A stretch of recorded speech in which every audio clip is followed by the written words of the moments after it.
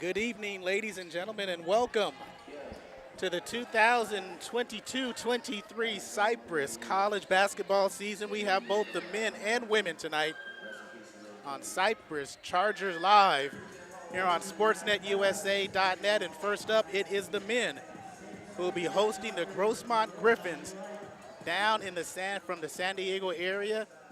Little late start, but we're happy to be here. As Alan Wright, he'll jump it up to start the season against Jack Poling. Cypress in the white unis with the blue and gold trim. Grossmont in the green with the gold and white trim.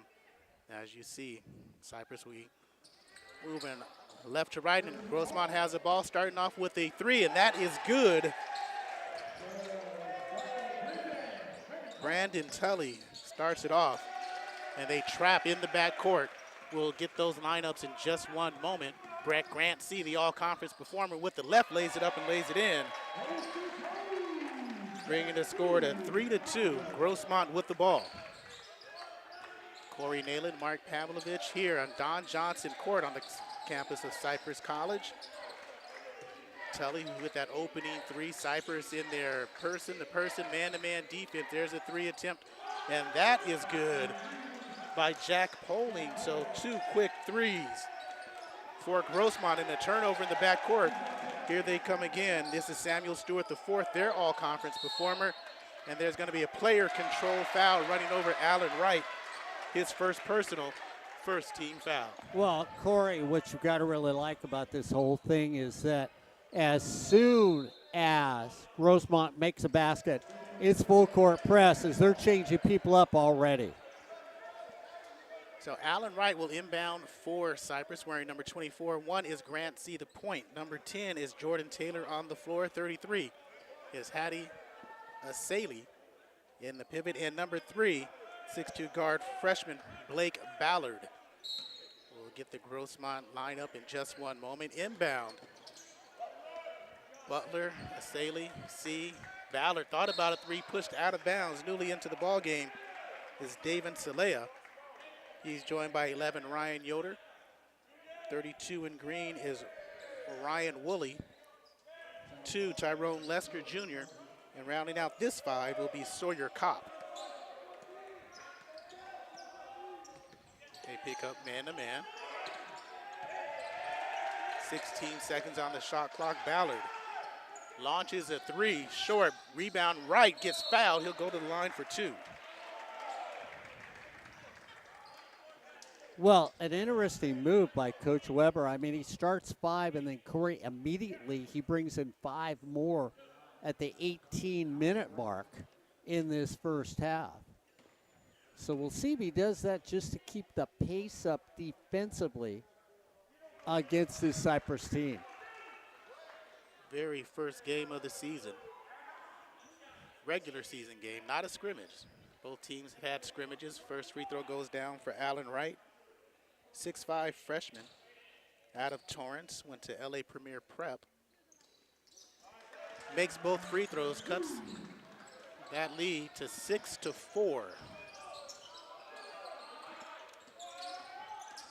the front court, Salea leaves it for Yoder and misses that badly. Ahead of the pack is Alan Wright with the right side and the right hand. He scores 2. He's got 4 quick points. 6-6 your score. Don't forget, this is just the first game tonight. The women, they play right after. Here's Lester Jr. Head fake, pull up 17-footer from Salea is good. He's got 2. And it does look like Coach Weber is getting ready to bring in 5 fresh bodies again to keep the pressure up on this Cypress team. Into the ball game, Malik Oguda wearing 0. Trey Edmond, number 10. Amari LaFleur, 22. 15 is Spencer Hall. Pull up, Blake misses, but he's fouled. So Ballard will head to the line. Getting the foul is Amari LaFleur. So Ballard will head to the line. 6'2" freshman from Burrow. and LA Premier Prep.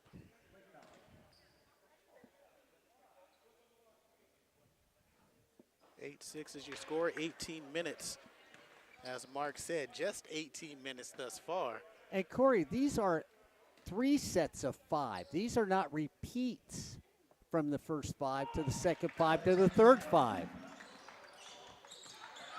So 8-7 to score. Grossmont with the lead.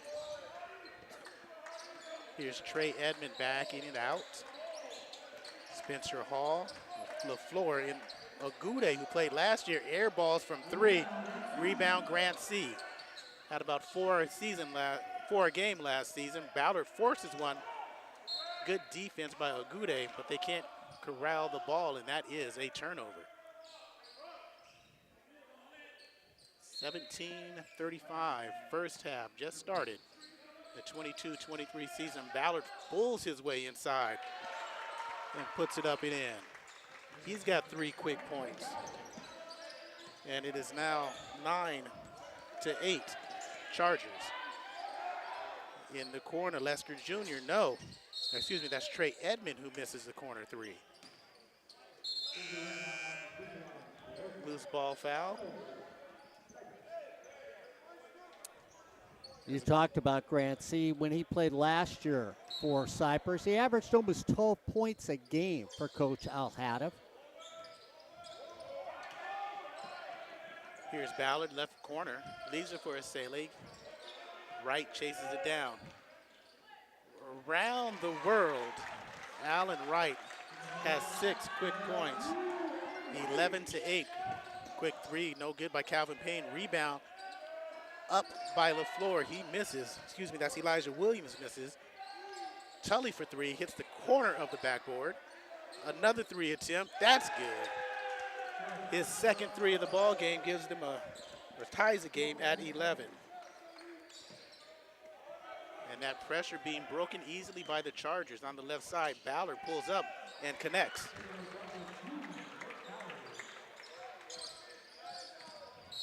(13-11) and a hand check on the drive.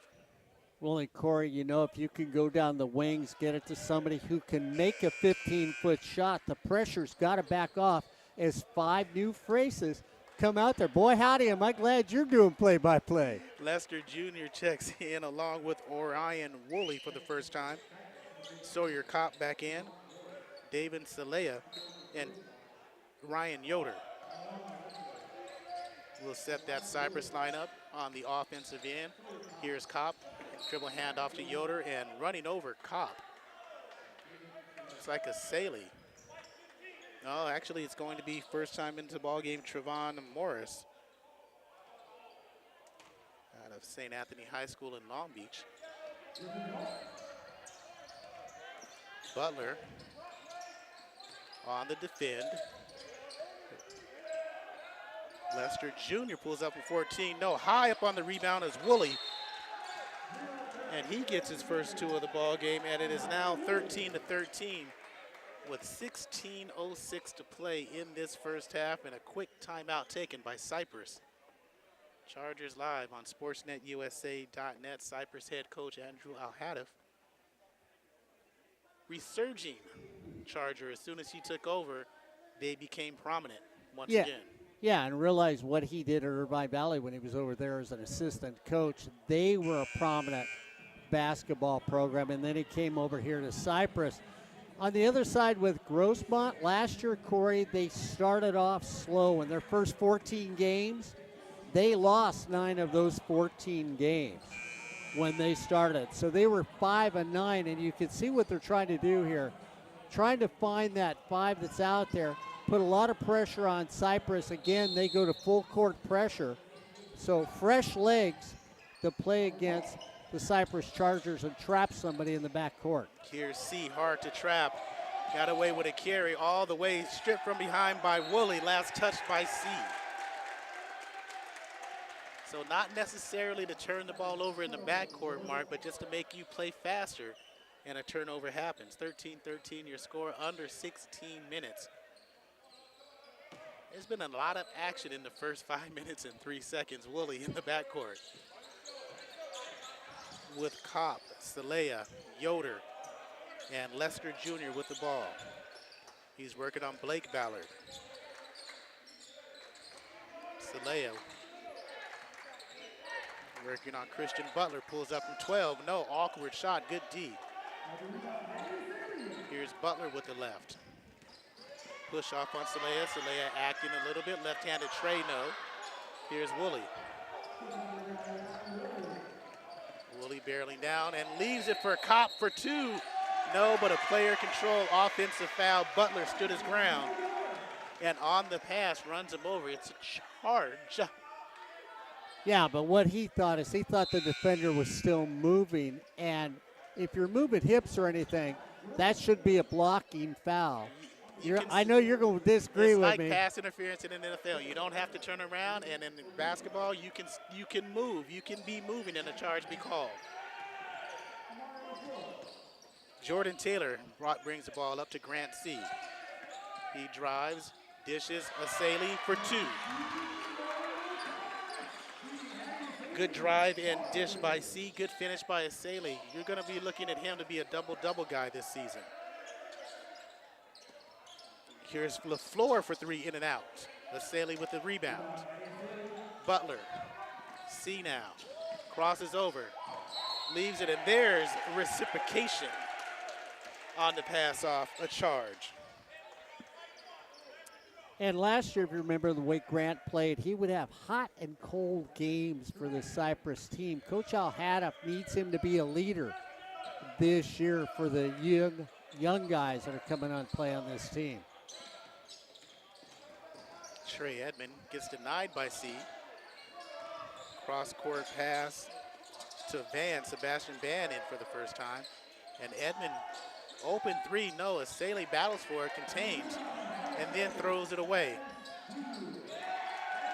And a turnover, steal by Spencer Hall, and 2 by Spencer Hall. And there's a reach-in foul on the sideline by Amari LaFleur. And here come 5 more for you, Corey, as we're going to get a change out of all 5 players again for Grossmont. So the thinking behind this is to keep fresh players on the floor that can play at full court pressure, that can run up and down the court when they get the ball, and not have anybody out there that are lagging because they're tired, this being the first game of the season. Score is 15-15 on the inbound. Good pressure again. Tully for 3. No, front rim. Rebound to Saley. That's number 3. And a reach-in foul. Is that on Calvin Payne? In front. But it's from behind, and that is Elijah Williams, who joined Brandon Tully, Samuel Stewart the 4th, and Jack Poling on the floor for Grossmont. For Cypress, your Chargers have had Adia Saley at the free throw line, 2 points, a few rebounds. Checking in for the first time now is Lake Ballard from Valencia High School. Saley rattles home the first. So 5 in white is Jordan Taylor. Christian Butler in the backcourt with him. Number 15 is Trevon Morris. Lake Ballard and Asali misses the second, and Lake gets the rebound. It is now 16-15, 1-point lead. 14:03 to play first half. Trapped near midcourt, and it is stolen by Stewart the 4th. Rises up, gets blocked, and finishes the flush.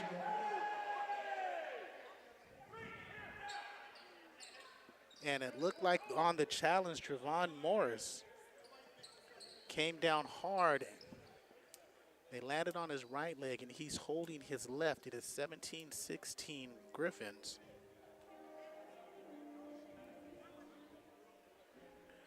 Head coach for Grossmont is Doug Weber. Goals are to build better people in his basketball program while continuing their education and hopefully their playing career after they finish at Grossmont.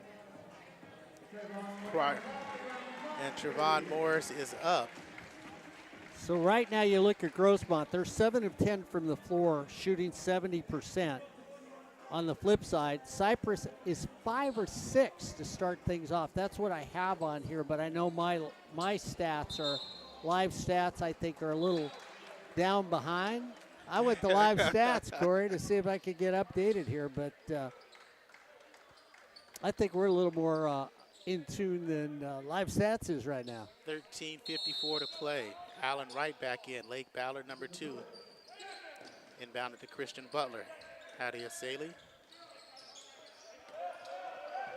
And Jordan Taylor on the floor for Cypress. Asaley in the front court. Butler. Ballard. That's Lake Ballard. Asaley in and out. A good triangle. UCLA high post. And it pays dividends. It is now 18. Make it 19-17. Tully chases it down to Calvin Payne misses the tray over the backboard, so that's out of play.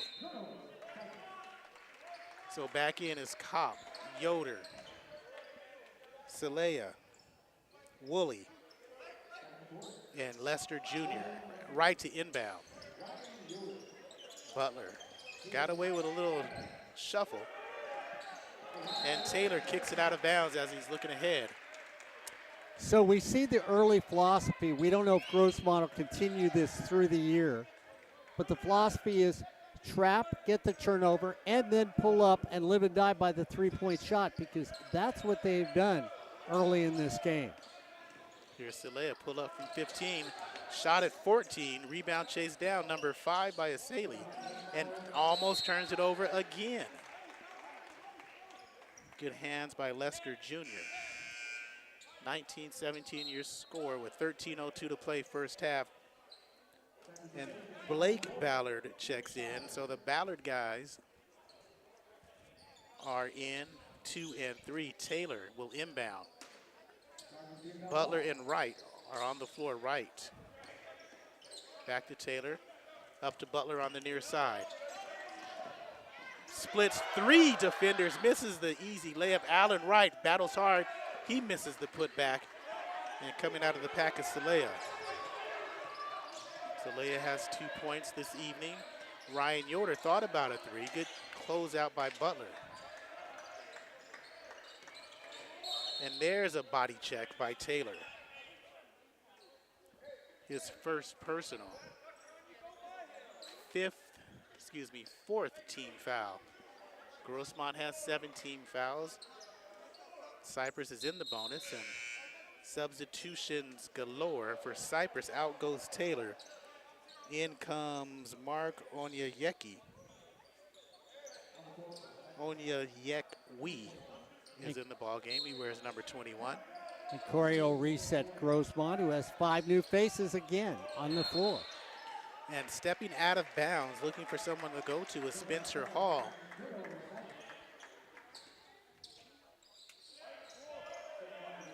Mark inbounds the ball to Christian Butler.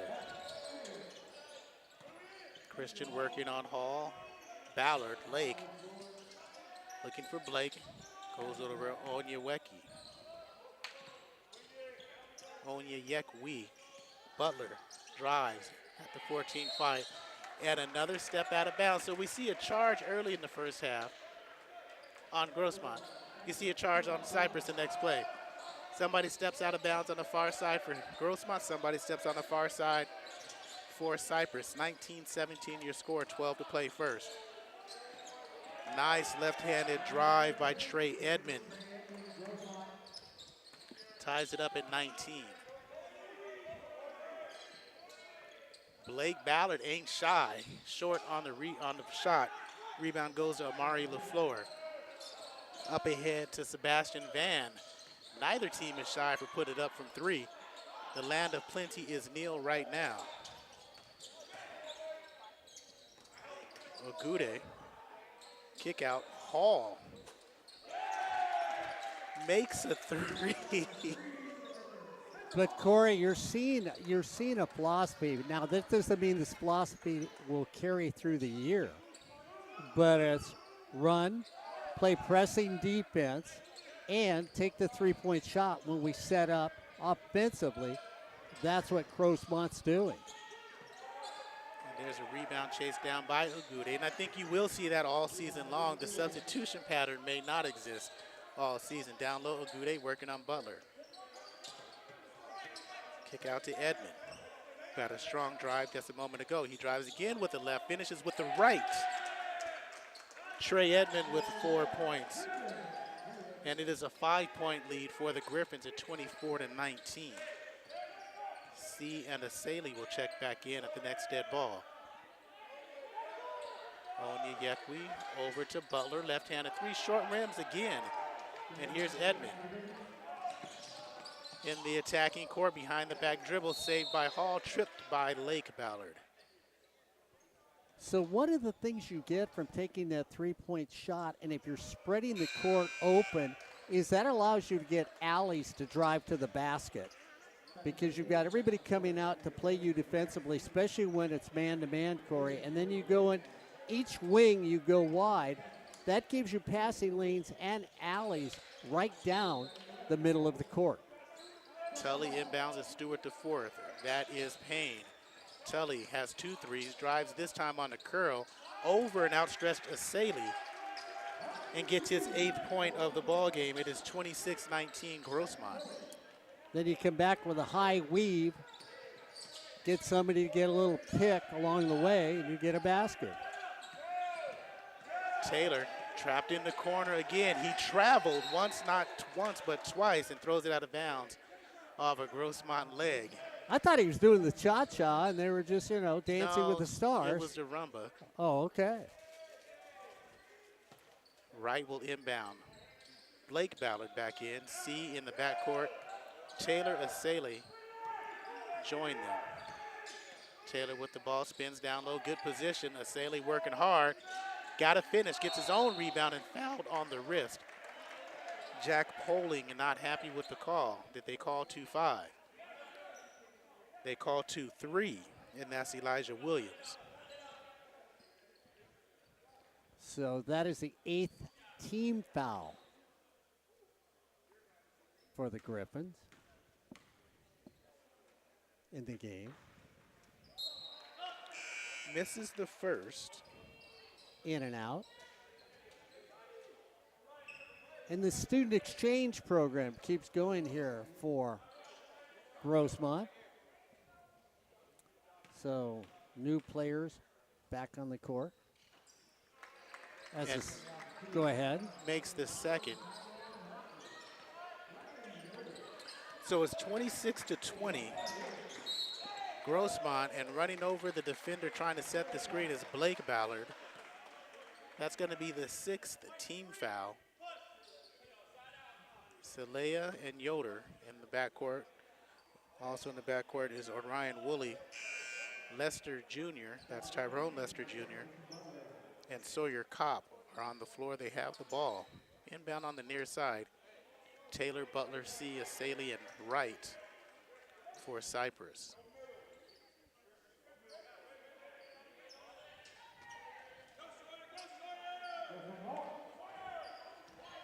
David in the backcourt with a fresh shot clock. Kick out for Ryan Yoder. 3 straight away, circles in for Ryan Woolley. He's got 6 points, make it 5 points, and it's 29.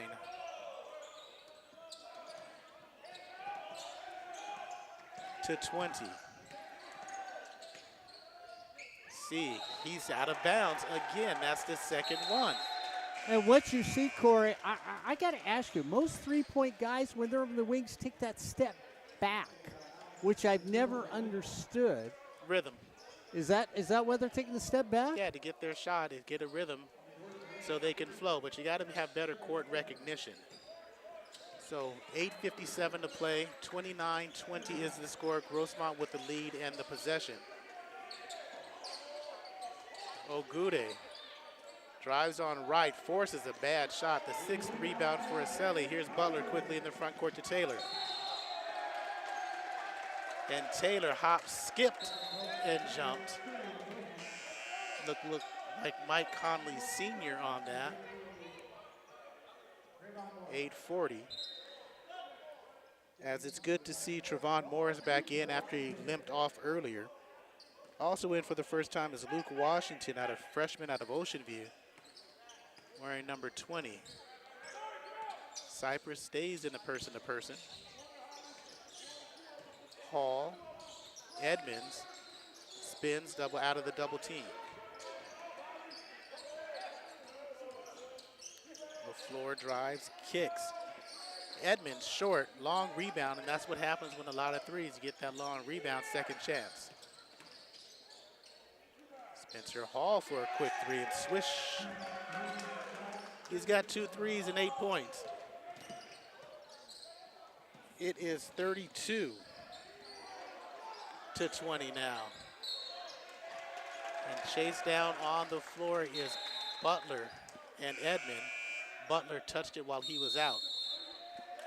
So full timeout taken, 30-second timeout taken by the Chargers with 7:57 to play in the first half. This is Chargers Live on SportsNetUSA.net. So I got to ask you, when you watch Grossmont on the offensive side, they have people that will stay by the three-point line. Basically, they're at that 90-degree angle. You watch them go to where they know they can make a three-point shot and stand there and wait for the ball. If the pass doesn't come to them, then they move. But it's a quick pass, Corey. Nobody is running to a spot, catching it. They're there, so it's that quick pass. I'm going to put it up immediately, which is giving them the open. So everybody's got certain spots on the three-point line. I haven't really seen anybody get hot in the wing, which seems to be a set offense for Grossmont in this game right now. Yeah, that's what it is. You drive and dish or motion or flex and get to the open spot at three. There's no longer where you see that motion or open and get it down to the key. It's all motion and flexing and whatever you want, but kick it out for three. So out of the timeout with the ball, that's Payne. Looking for Tully to Poling. Celea around the perimeter to Tully, left hand. And that's a rhythm three. He's got 11 points. And it's a 35-20 lead. Here's Washington, C, Morris, Butler, and Asali. That's Butler gets it deflected. Asali forces it up after around three Griffins, and good defense by the men in green. Tully taking it. And he's fouled, and he connects. 4-point opportunity for Brandon Tully. He's got 3, 6, 9, 12, 14, looking for point number 15. And it is expanded to an 18-point lead at 38-20. Have you ever seen a team that's got so many three-point shooters on it, though? I mean, have you? Okay, well, where? San Antonio. Santiago Canyon has it for the last 5 years. They've been that prolific from three. Okay.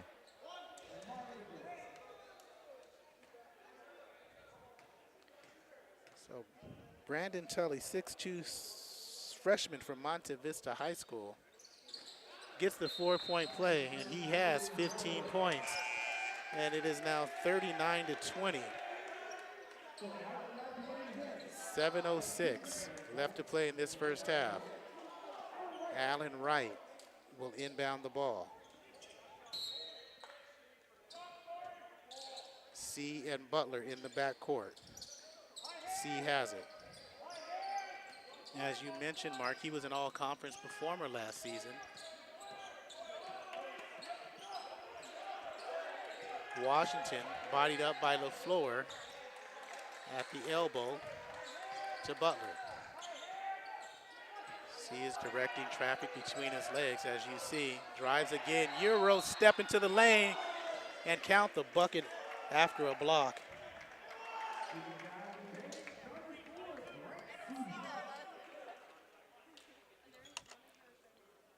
He's got 4 points, looking for 5. I think that's interesting with Coach Weber, though, is he's got a consistent 5. He's not slicing and dicing and mixing the 5. He's keeping consistently the same 5 on the floor all the time.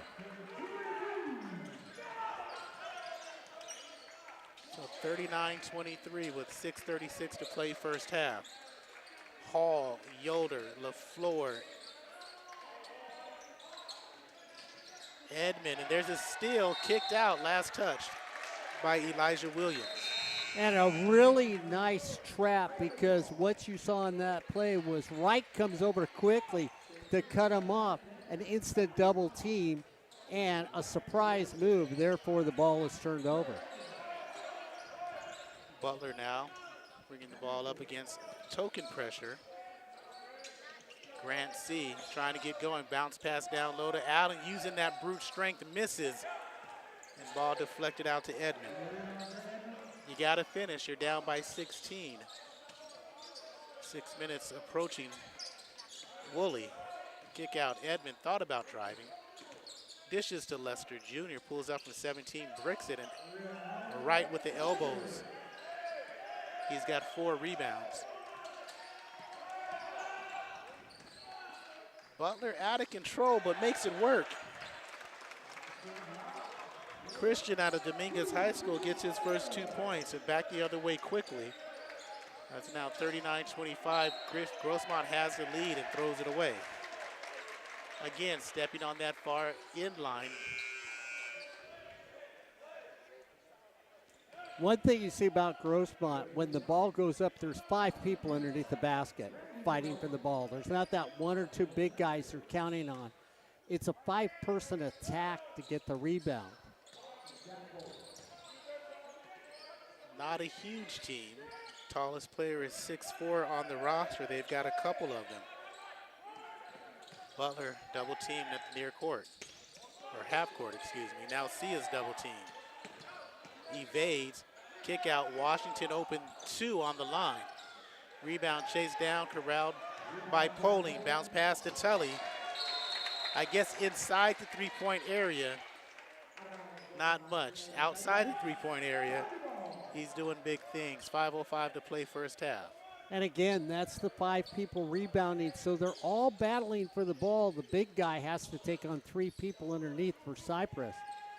And they're just being outmanned right now for rebounds. 4 high, 1 down low is a reach around the big man. Allen Wright is David Salea. So Wright will go back to the line. So a little tug on the jersey, and they called a foul. 10th team foul, so double bonus for Allen Wright.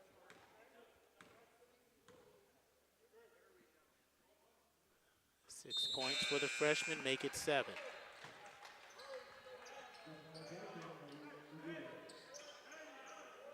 LaFleur, Yoder, Agude, Hall, and Williams back in for Grossmont. Washington and Asele and Wright around the free throw line. Wright is at the line. Right-hander puts it up and left it short. Yoder with the carom.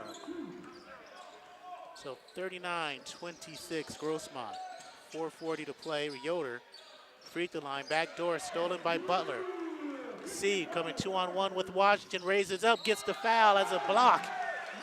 And good transition, good fast break for Luke Washington, his first 2.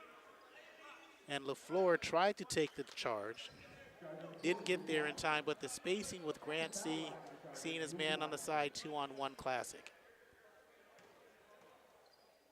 So we'll see if Coach Al-Hadif changes anything up with his offensive opportunities here, trying to get his team back in the game. As a team, Cypress shot 74%, 72% last year from the free throw line mark. Not well tonight. We'll check those halftime stats. Washington thought about a travel, goes right side and misses the easy layup. 39-28, 4:08 to play.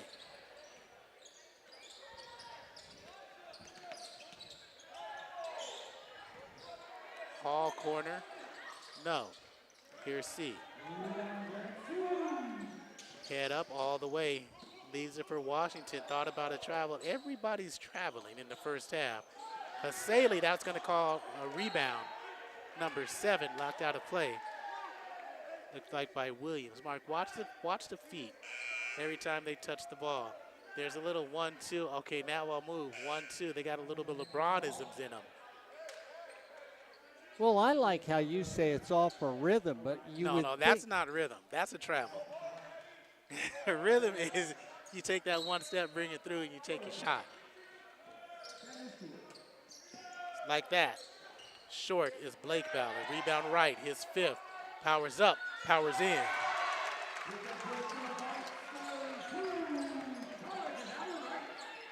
He's got 9 points.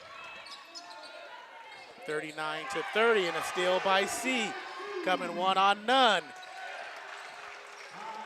He's got 7. And it is now 39-32. Cypress making a run. Grossmont had a 19-point lead. It's down to 7. There's a block on Allen. Allen Wright. I believe that's his first personal. So a 12-0 run by the Chargers. 3:10 to play first half. I always love it when a guy gets a foul, coach sticks his hand straight up in the air and says, hey, he was pointing to the sun. How did you get a foul pointing to the sun?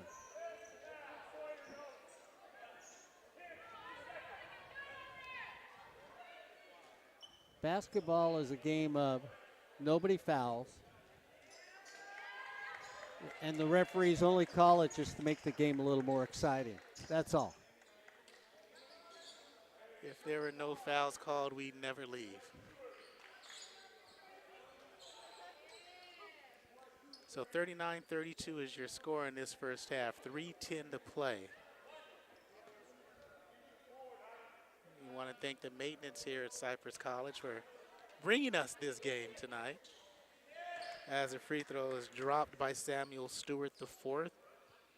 Yeah, Speaking of ball, go ahead, Mark. I was going to say the basket on your right on your screen was stuck, and it looked like we were going to be playing this game in the small gym. Maintenance came out, got their little cherry picker out here. I'm not talking about Luke Robitaille when I say cherry picker. And got the basket down, so we're here. Samuel Stewart IV chases down his own rebound and tries to muscle in a Saley. But again, the footwork lacking. 40-32 is your score. That's just a referee calling one traveling call so they can say, yeah, we still call it. Right, working left baseline, kick out. Ballard open 3, short. No, made it long. Stewart IV with the board. He's working, he's a returning scorer. Nice drive and dish and find for Kopp and foul on Wright. Everybody thought Stewart IV was gonna raise up and shoot. Kopp said, I'm open. So Sawyer out of Patrick Henry High School, 6'3" freshman, tries to convert on a 3-point play.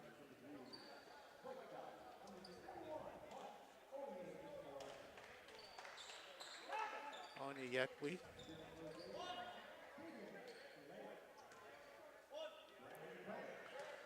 So Onyekwe in for Cypress. Kopp, short. Asali has the rebound taken away. He rejects it, but it goes to Brandon Tully. So David Salea, a deep 3, short rim. Rebound, ping pong out to Butler. Grant C, Asali drives, leaves it for Blake Ballard. Over 2. He's got 7. It is 42-34.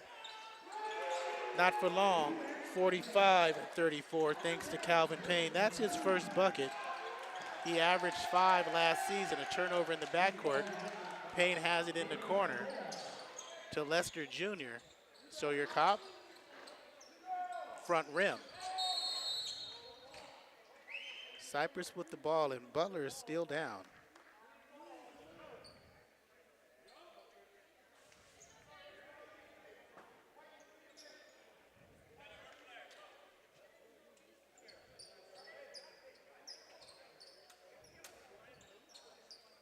Let's hope it's just a cramp 45-34 is your score. 151 to play in this first half.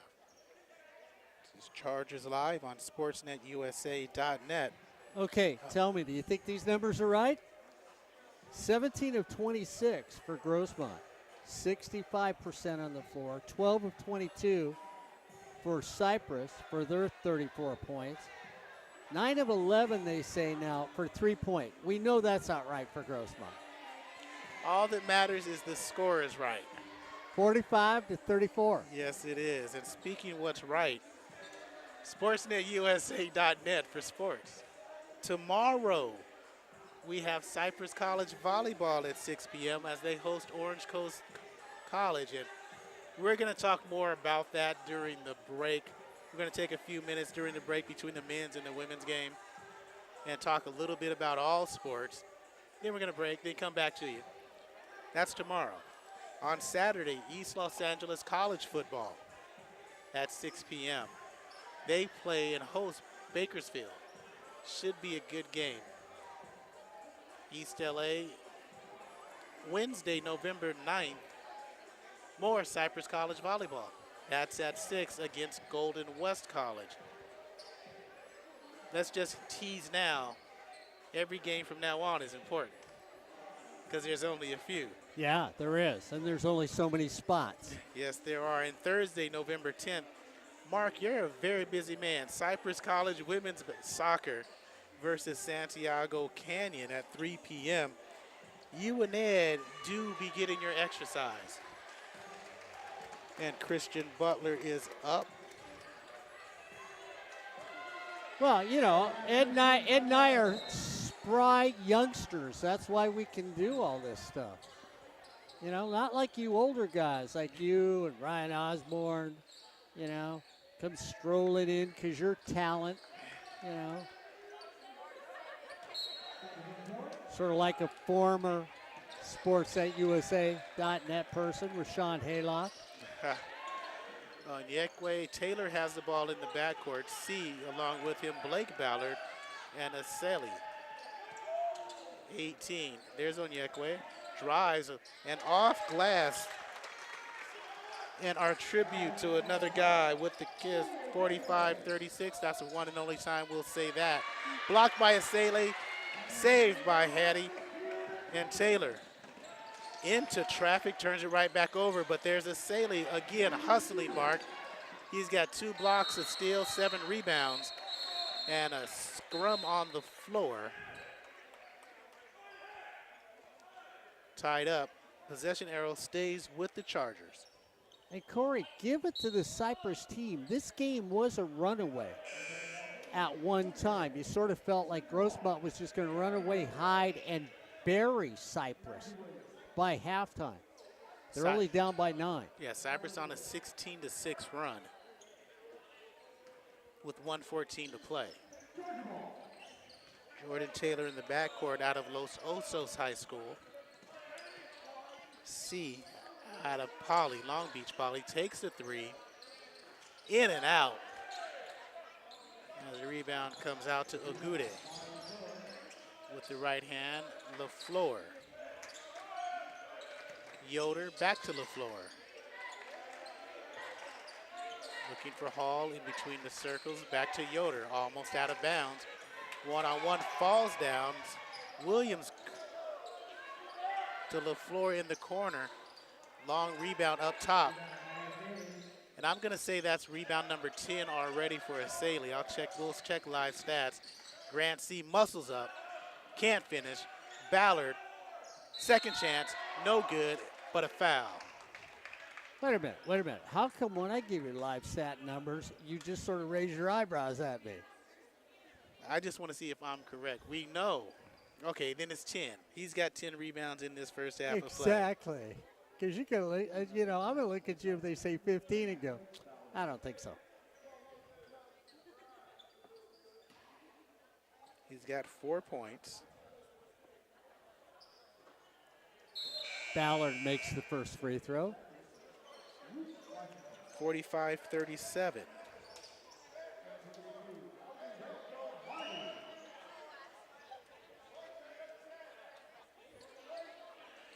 Asali only 4 rebounds. Okay, so I'm going to split the difference. He's got 8. Ballard makes both. You know what? It's one of those things where Ryan Osborne says you push this button. So cuts the lead to 7 with 24 seconds to play in the first half. The shot clock is off. Stewart the 4th. High screen up top with him is Kopp. Edmond on the right side. Stewart the 4th is keeping it, raises over C and misses badly with 4 seconds. Ball is tipped. C doesn't get it off, or he does. Misses, so it's a moot point, but at the half is Grossmont 45, Cypress 38. Chargers live on SportsNetUSA.net. If you're around the Fullerton College area tomorrow, and I think it will be about 11 o'clock, Ryan Osborne hasn't gotten back to me. We were out here at Cypress last year. Tomorrow, over at the baseball field, the veterans, and I'm not talking about old guys that play sports here at Cypress College, will take on the veterans from Fullerton College in their annual softball game. So it'll be those people from the Marine Corps, the Navy, the Coast Guard, the Air Force, the Army, the National Guard, those veterans from all those branches of the armed services, the group from Cypress, the group from Fullerton, they'll be out there tomorrow. Hey, if you just want to go around, get a lot of laughs, meet a lot of very proud individuals that have served their country, and then use the GI Bill to go back to school, go out and watch a little softball. And if you get a chance, come on over here to Cypress College. I was lucky enough to be on Prop J. Prop J built an incredible veteran center. If you're a veteran out there and you're looking for a home, you need to come over to the Veteran Center here at Cypress College. Check it out. There's a bunch of people that if you don't know where to go, what to do, or how to get there, I tell you what, this Veteran Center at Cypress College is the place for you to come to. And pretty soon over at Fullerton College, their new Veteran Center is going to be built across the street from the college. So that's tomorrow around 11 o'clock, 12 o'clock over at Fullerton College at the baseball field. The veterans from Cypress take on the veterans from Fullerton College. That tomorrow about 11 o'clock. It was a fun softball game last year. We got to watch it, Ryan and I did. I wore my Hornet #1 jersey. I'd wear that here, but you know what? I'd get tossed from the top here by somebody at Cypress College. They have enough problems with me wearing my bling. Speaking of bling, that takes me to volleyball, because when you talk about bling, we've got 4 or 5 volleyball teams that could be competing for that state title this year in women's volleyball, to say the least. Cypress College is one of them. We'll see them tomorrow night here on Chargers Live and SportsNetUSA.net. And another team that might be there, Corey, is that Orange Coast College team that they'll be playing against tomorrow here on Chargers Live and SportsNetUSA.net. Yes. Thank you for that. It will be interesting. That we'll see about volleyball, and we'll talk more about that as well. So we're sitting at the half, 45-38. Grossmont with the lead. And it got off to a little bit of a late start just because of some backboard and rim technical difficulties, but they fixed it, and we are up. Very first game for us on SportsNetUSA.net for the college basketball season. And Mark, what did you miss about college basketball on its hiatus? I tell you what basketball did, especially at the collegiate level. What I miss is the speed that I get to see in the game. It's usually played faster. The other thing is the prolific shooters, because it really is one of those games. Now, I don't care what coaches tell me. Basketball has changed. Now, it'll be interesting to see with Perry Webster's team because they have a true big man this year. Are we going to see a big man for Perry Webster playing with his back to the basket? Or is it going to be another one of those big guys that stops at the three-point line and stops and pops? I think that's why I enjoy the women's game a little more than the men's game, because I find the women's game, they'll take those 10 and 12-foot shots. We already saw Grossmont. I'm not sure how many three-point shots they've shot tonight, but Corey, it's 3 points or nothing. And I sort of miss those little 15-footers that you come up. And I'm sorry, when I think of a 15-footer, I sort of think the old guys. I mean, I can see Dick Barnett, even though I don't see that many left-handed shooters in the collegiate game nowadays. But I miss those 15-footers, the little jump shots. I like the give and go that you used to see on the collegiate level. And I do miss the big guy who plays with his back to the basket and throws up that hook shot, or dishes or fakes a dish, turns and goes to the basket with a great deal of power. I'd like to see that more in the collegiate game, but I know the game offensively, I guess the bling is if you can put up 10 three-pointers and you make 8 of them, you're a prolific basketball player. I don't necessarily agree with that.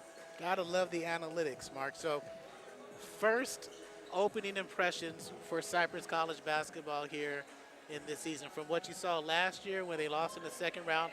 They did get to the playoffs, and what you see from the first 20 minutes in this first half. Well, it's the first game. So, I mean, I think both coaches are trying to figure out what they're going to run. I think Coach Al-Hadaf has to have somebody on the court that is his commander. And, I think he's trying to find that with Grant C. Grant last year, like I said, would be hot. And then we saw it last year, could play a great basketball game, and then we'd show up for the next game, and it looked like that steadiness of him just went out the window, and he'd be shown on the bench. So I think Coach Al-Hadaf is one of those guys that likes to have somebody on the court so that he doesn't have to be a coach that's constantly, like a Perry Webster, always screaming at the court. And I think that's what he needs to see. His big man's playing a great game tonight, so I think the big man's going to be an important part of his game because he's got a lot of new faces this season. And I think he's trying to feel out to see on there. On the other side, Grossmont, I just find that fascinating as heck. It seems like every 3 minutes, and I'm going to go to you on this because I know you follow the collegiate game so well. Corey, what team that may be known to everybody that you would say what Grossmont is doing at least tonight, what team that was out there would have something like this where it was every 5 minutes, 5 new players because of the style of play they were playing? Oh, yeah, most recently Kentucky was a team that did that because all those high schoolers that come in, they run in and out. Louisville used to do it back in the day. Louisville used to do it recently. Loyola Marymount used to do it as well when they were under Paul Westhead.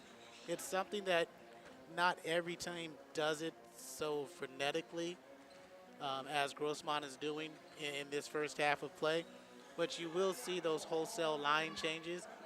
We saw it in the NAIA a few times where you get enough quality players like Azusa Pacific used to do, and they just go in 3-4 players at a time. So it happens. It's just we haven't seen it in a while. And I've got to ask you too, because that aspect, I get the offensive aspect of it, but do you lose something cohesively on the defensive side when you make those many changes? No, I don't think so. Okay. I think you may lose something more on the offensive side because people may not have the rhythm, but that's what's special about shooting threes, and that goes for both squads. If you get hot, it doesn't matter. Defensively, you're just playing frantic anyway, and you're playing man-to-man or person-to-person, so I don't think it really matters on the defensive side of the ball. What did you see Coach Al-Hadaf try to establish with his offense? Just the first game, what do we have? We know what we have in Grant C. Are we going to see that shot selection become crisper as compared to last year? Hadi Asali. Are we going to see that aggressiveness that he didn't show at all times last year And in the first 20 minutes, looks like he is showing that aggression. And then after that, because those were the only two players that are coming back that saw significant time for the Chargers. And can I ask you something? Did you find out if the Ballards are brothers or anything down there? I did not find out about. We will, but for all intent and purposes, we're going to call them brothers right now. You know, because or I know that when you look at Lake Ballard, he went to Valencia High School in the Valencia area. But then when you look at Blake Ballard, the names are so. He went to John Burroughs High School and played at L.A. Premier Prep. We will find out. Could be brothers, could be cousins, could be a lucky coincidence. Okay. Well, if you're Cypress, lucky will be something you'll take for your basketball program. As we sit at halftime, you see the score, 45-38. That is Grossmont with the lead. And in that first half of play, official stats is official stats are, because my stats are always a little bit more than what they say. Cypress 13 of 25, 52% from the field. I'll go with that 52% from the field. Grossmont 60% from the field. I'm not so sure, but they do have the lead. They're 9 of 12 from three-point line. They didn't shoot it that well, but they do have 9 three-pointers in that first half. Cypress was 2 of 8 from the land of plenty. From the free throw line, this is where Cypress really got back into the ball game, you see. 10 of 15, only 66%. But again, 10 free throws slows the game down, gets you in a rhythm. Grossmont only 2 for 3. Also 66%. I think the big stat, points on turnovers, because the press really did work for Grossmont, and they've got it down from the official scorekeeper. Points on turnover, 12. Huge for just the first half, because if it continues that way, to have 24 to 30 points on turnovers alone is pretty sensational, even though they say they've only got 3 steals. So those turnovers, remember, are forced turnovers where the offense makes a mistake, even though they're being pressured. It's not that the defense stole the ball. It's that they're just there, and you react the wrong way, and that's what happens. Rebound-wise, Corey, a little surprised it's as even rebound-wise, except, like I said, with Grossmont, they attack with 5 people, and you said they have to because they don't have the height. Right, they're aggressive. They have to attack. And you look at the game, the difference in that first half in the gameplay. 9 three-pointers for Grossmont, 2 for Cypress. But points in the paint, 22 for Cypress, 12 for Grossmont. So Cypress is trying to establish something to go inside and inside to out. Leading scorer in that first half for Grossmont was Brandon Tully. He had 12 3, 6, 9, 12. I have him as 15 points, but I could have missed a 3. Okay. So he's got 12 points. Hall with 8. Trey Edmond with 7 points, leading the way for Grossmont. For Cypress, Allen Wright with 10 points, officially listed as 4 rebounds. Blake Ballard, 8 points. Grant C. has 7.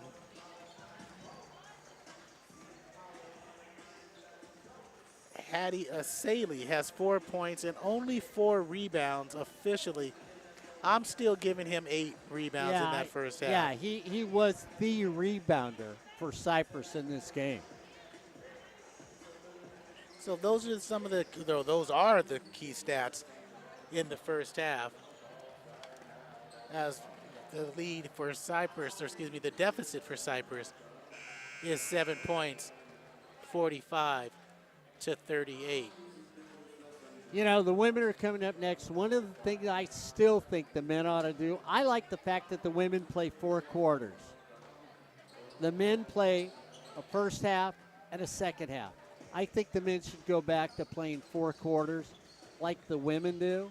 I just find that a little more exciting with the 4 quarters. I mean, all of a sudden the team gets down so much in a half, it almost looks like sometimes they're looking at the clock, they're looking at the score. When you're playing that quarter by quarter by quarter, you can reset your mind for every quarter. And I think that's why I enjoy the women's game a little bit more, too, than the men's game.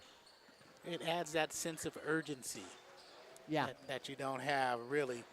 When you get down so much, you always feel like you have enough time, and that's one of the benefits of the men's game. If you're going to flip it and say, hey, Mark, I like the men's game a little bit more because of the 20 minutes, because you're not so flustered and you still feel like you have a chance to come back when there's 8 minutes to play. Okay, I don't have to rush, as Cypress has done. They were down by 19 points in the first half, and they used an 18-6 run to close out the first half of play to get back into it. Yeah, and really another nice turnout. I tell you what, Cypress gets a great turnout in this gym, be it basketball or volleyball, here on Chargers Live and SportsNetUSA.net. And any sport we've done here at Cypress. Exactly. They always have a positive, always a good turnout, and that's been going on for years. Yeah, I thought you know what? I thought the softball team might be here. Looking for a little Brad Pickler. Brad's down there, right on the bench? Yeah, Brad's the assistant coach down there as we get ready for the second half of play with Agude, Stewart the fourth, Lester Jr., Hall, and Tully. Second half begins. Cypress in the man-to-man, so that person-to-person defense right. Ballard on ball. That's Blake Ballard. Hall is trying to drive, leaves it for Agude, blocked by Asali, tapped out to Tully. 10 on the shot. And there's a charge, Stewart the fourth out of control. Christian Butler getting run over. So good defensive possession for the Chargers. Asali, Blake, Butler, and Wright. Those are the 5 starting this second half.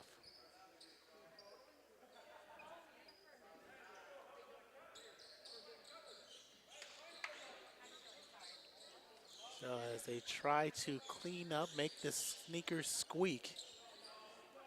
Coach Al Hadif, postseason appearances, recently 16, 17, 20, and last year. Really bringing Cypress back to where they were and had been in the history of California Community College basketball. Right to see. And you see their tempo, Mark, their pacing is really taking control last 6 minutes of the first half and just starting the first minute of the second. Right looking, working, powers up and in. So the strong man with 12 points, 45-40 is the deficit now. Double screen down low corner, 3 missed it short by Hall. Asali really controlling the boards. See near side. There's a hold in the back, push in the back, forearm in the back. Whatever you want. Can't do that little click, click. So you got your 2 big men in there for Cypress. Both of them can go. And actually, Corey, we already talked about it where I said I sort of liked it. You saw Allen Wright with his back to the basket, so you can go down low and go high-low post if you wanted to. Ballard off the inbound. You like the way he raises up. And now it's a 3-point deficit. And countering is David Salea. So it is 47-42 Griffins. Ballard drives left, leaves it for Asali, kept the ball high, and puts it in. So he's got 6 points. 47-44, Griffins with the ball and the lead. Salea, Edmond, Had 2 nice drives in the first half to Van. Working on right in the corner. Short. C with the rebound. He pushes in the attacking court to the right side. Out of bounds, way out of bounds. 17:52 to play. Bad turnover. Corey, you always need to know where you're at on the court. I mean, there's no excuse for not knowing. Especially if you're a three-point shooting team on a fast break, 3-on-2. And that's how the game has changed, Mark. 3-on-1 fast break. Nothing goes to the rim. You kick out for 3. Here's a Goody, gets a Sele in the air. Pulls up, cross-court pass to the woman in the front row. So that means it's a turnover. Well, here's the thing I missed too on the fast break, Corey. I mean, how much excitement does a slam dunk bring? Or somebody going to the basket and throwing up a crazy layup and getting fouled on the play. That's when all of a sudden the enthusiasm happens in the grandstands. And Ballard with a nice drive. He's not just a spot-up shooter. He can drive, and that time with the left hand. And I haven't missed a point, have I? No, you haven't. So there was a 3 made and a bucket, too. Okay, yeah. Just making sure. Blake Ballard.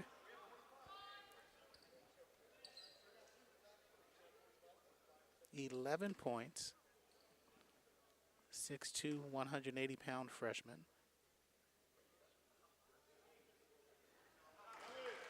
Makes the first. And he has been decent on his free throws, and you know how that drives me crazy. They are now 11 of 16 from the charity stripe.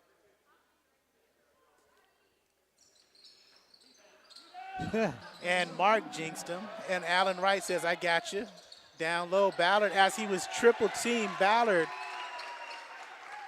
flashes towards the rim and makes it a 1-point deficit.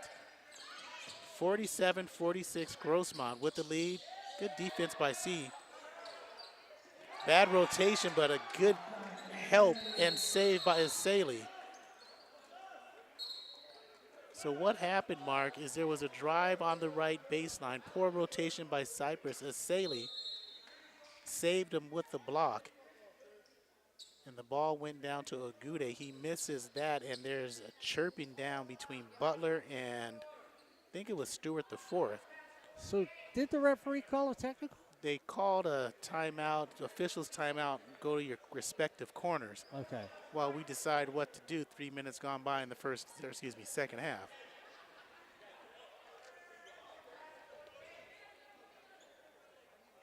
So there was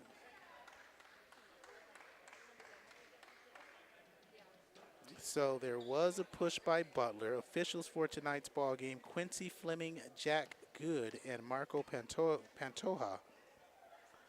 As Brandon Tully makes the free throw. Making it 48-46. And misses the second.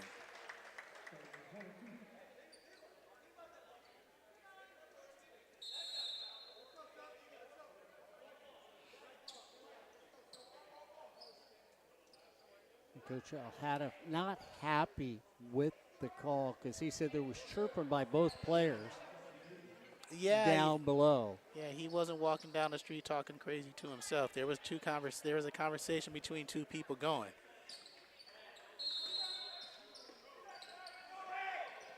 Right, inbound to C.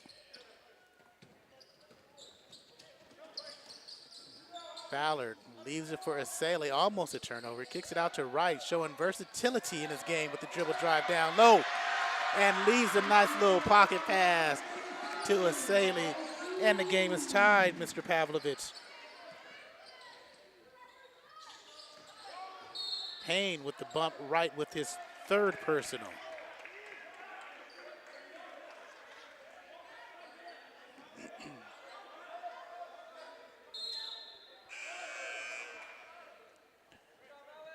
And this is one of the rules I miss. I can remember the old days. You force somebody out. Ball went to him. Now it's always a foul. There is no such thing as force outs anymore. Yeah, but again, you get touched, that's a foul. Payne, good defense by Asali, cutting off baseline, cutting off the spin move, travel. But they're going to call a foul on Morris, a block. So on the drive, he's going down because he loses his own footing, gets ready to throw it up, and then the whistle is blown. They should have called it on the initial contact, then when he went down. And of course, basketball gods don't lie. First free throw's missed. Williams misses. And here the 6-foot freshman out of Grossmont High School misses both. Tries to throw it off of C. Lester Jr. gets fouled as he didn't know where to go. That's the second personal on C. So Hall checks in for Williams. Hall, Stewart the fourth, Tully, Agude, and Lester Jr. for Cypress. Morris, C, Blake Ballard, Asale, and Butler. 48-48 your score, 16-10 to play. Lester Jr.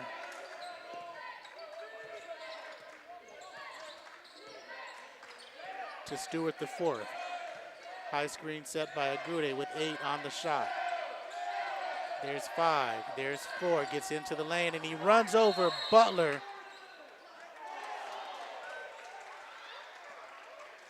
And they call a blocking foul on Christian Butler. Man, he thought he was a bank the way he was bailed out that way. 48-48, 15-48 to play.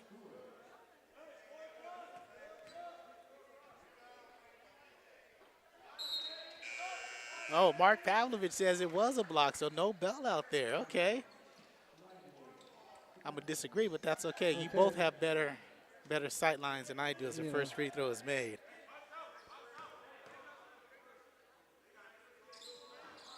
Second free throw missed. Last touched by Payne. So it's 49-48, Grossmont with the lead. Under 16 to play in the game. Stewart the fourth checks out.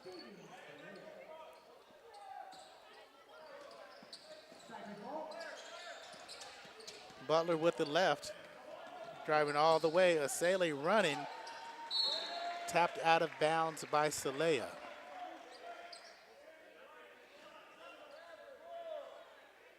Morris will inbound on the far sideline, down by 1.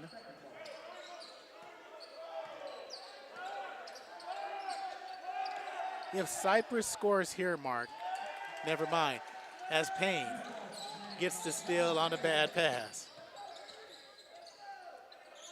Williams. Salea drives, reach in by Morris. Kick out, open 3 by Van. So 52-48. Cypress had a chance to take the lead. There's C with the acrobatic layup on the right side. Grossmont has lived by scoring points on turnovers in this game. You said they had 12 in the first half. Good initiation of contact by David Salea at the right elbow. Foul on Butler.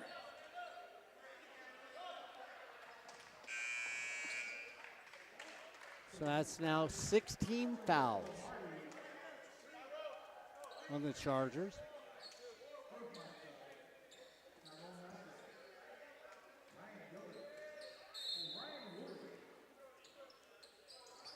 Stewart the fourth. Inbound, gets it back. Good help by Asale. Ryan Yoder straightaway 3, no. Haiti with the rebound, kick out to Morris, ahead of the pack with C. He brings it back out to set the offense. And a nice drive by Blake Ballard to tie the game at 52. Has Cypress led in this ball game? I don't believe so. No, not at all. There's a deep 3. missed by Woolley. C realizes that and actually says we got a chance to take the lead for the first time tonight. Blake Ballard. Morris spin in the lane, miss. Asele there cannot convert the putback. Rushed it just a little bit. They're under 14 to play in the game. Fourth shot by Stewart the fourth. Asele give up the ball to C. Gives it back to Asele, running the lane. Got to convert, but Blake is there. Blake on the spot gives them their first lead of the ball game. 54-52 turnover. Here's Ballard. Into the lane, looking like Luka. And it's 56-52. Chargers. Timeout taken by Grossmont with 13 minutes, 20 seconds to play in the ball game. Cypress has come all the way back on Chargers Live and SportsNetUSA.net. Yeah, and they've done it with defense. They've made some outstanding stops. On Asele now, I agree with you, Corey. I think his numbers are not what we see officially, has been on the board and everything. And he runs so well for a big man down the court. I think that's the thing that I like about him. He's not that big man that's trailing the play. He's that big man that's leading the play. And the last couple times down, you saw him in front. Even though he didn't convert on those other two times down there, he was the final pass to going to the basket for a layup. He missed two of them. But that's what you like about him. He's not that big guy that you see trailing the play and having to slow your offensive set down because there's no big man underneath the basket. And C has found him on two of those three times down, and now they've got the lead. Yeah, reminiscent of a back-end Eric Pauly who used to play here at Cypress, and C's trying to bring back the Khalif Boyd of Cypress. Not as big and tall as Khalif, but he's a similar guy who's very athletic and can make plays when you need them. So out of the timeout, there is 13 minutes, 20 seconds to play in this game. Cypress has their first lead and now their biggest lead of 4, 56-52. C, along with Alvin Renfro Hardy for the first time out of Colony High School, guarding the ball. Morris, Blake Ballard, and Asele. Here's Edmond. No, excuse me, that's LaFleur pivots. No, Morris up high. Renfro Hardy up to Ballard. Drive, lays it up, misses, but he's fouled. So Blake is taking over here in the second half of play.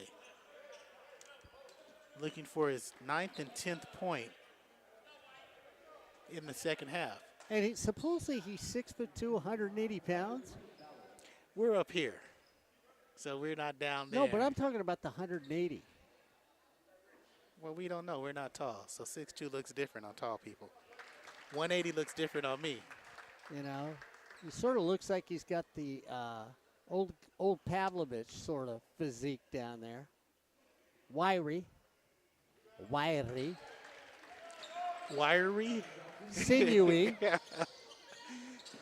Hall tries a counter. Quick three. Missed. Second chance. Payne, there's a quick three, and he connects. Calvin Payne, 6 points, averaged 5 points last year. Cuts the Charger lead to 3, and there's almost a turnover in the backcourt. Last touch by LaFleur. Cypress want to make sure they get the ball in the right hands, and that's what Grant C is telling Trevon Morris. And here's the line change. Off the boards, it's Tully, Williams, Edmond, Agude, and Van.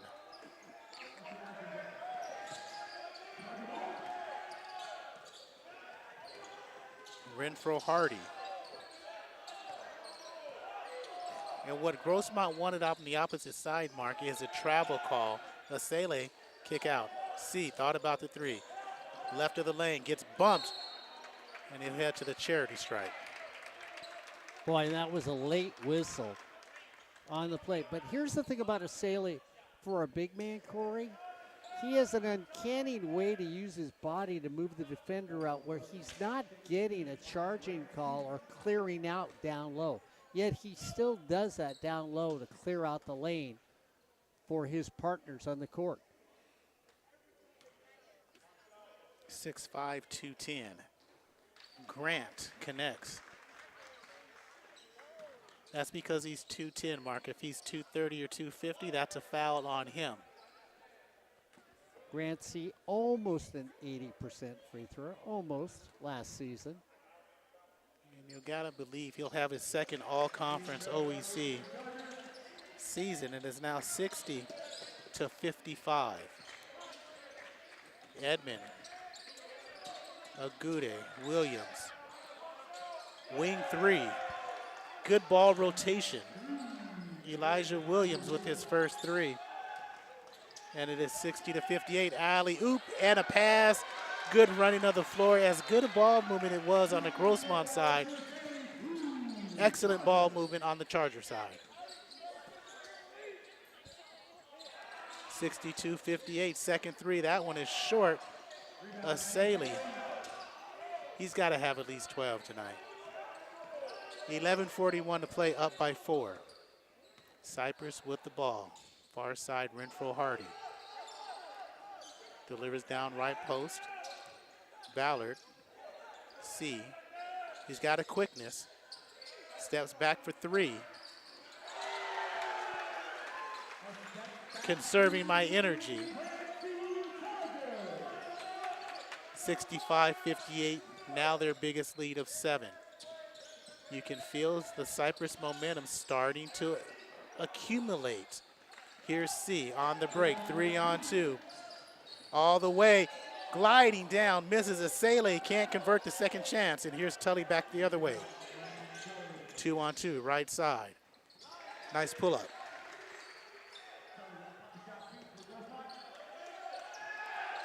(65-60).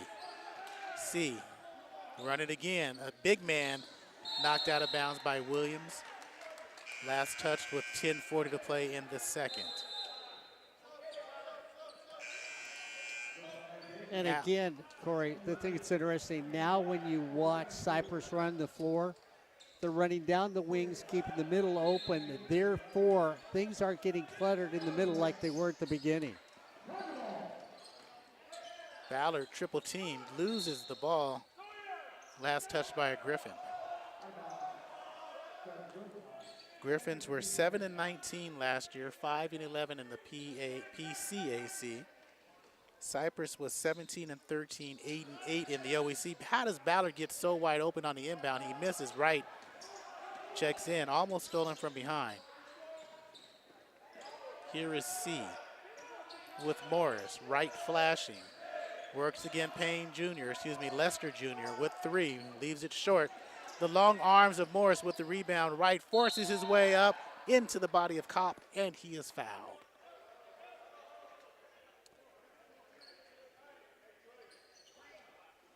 And both big people for Cypress does a good job of getting into the body, not the stomach, but the chest area, so they can't raise their arms and block the shot. Allen Wright goes to the line. I think it's the Blake Ballard, Charlie Chaplin mustache that he's got is what gets him so open down on the court. Well, that's not really a Charlie Chaplin mustache, but, you know, compared to some other mustaches, just saying.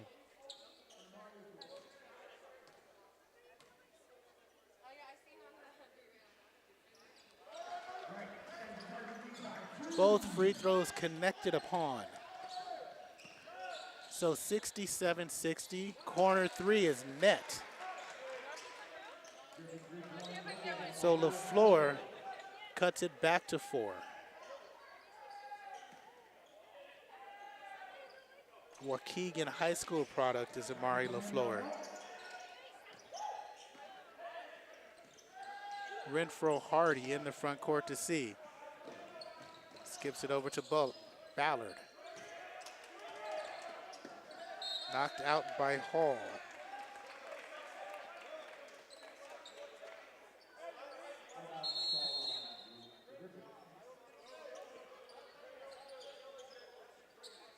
For Cypress, the leading scorer is Blake Ballard, Mark, 22 points. C has 14, Wright has 14. Renfro Hardy setting the offense. 14 set. On the swing through, Elijah Williams gets called for the foul. And that is the 7th team foul, so 1 and 1 coming to Blake Ballard, looking to add more to his 20-point opening game effort. So Asali back in for Wright.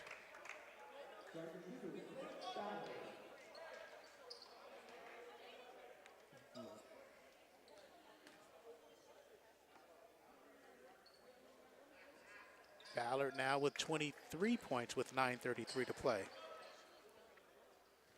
Both these teams shooting over 50% in this game, Corey. That's what's impressive when you think about it, because many times you'll see a team take off and get hot.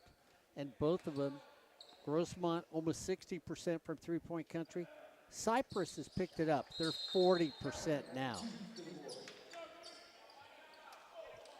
So with both free throws being made, it is now 69-63. Cypress's biggest lead has been 7. They once trailed in this game by 19 at 39-20. They have used a 19-6 run to close out the first half.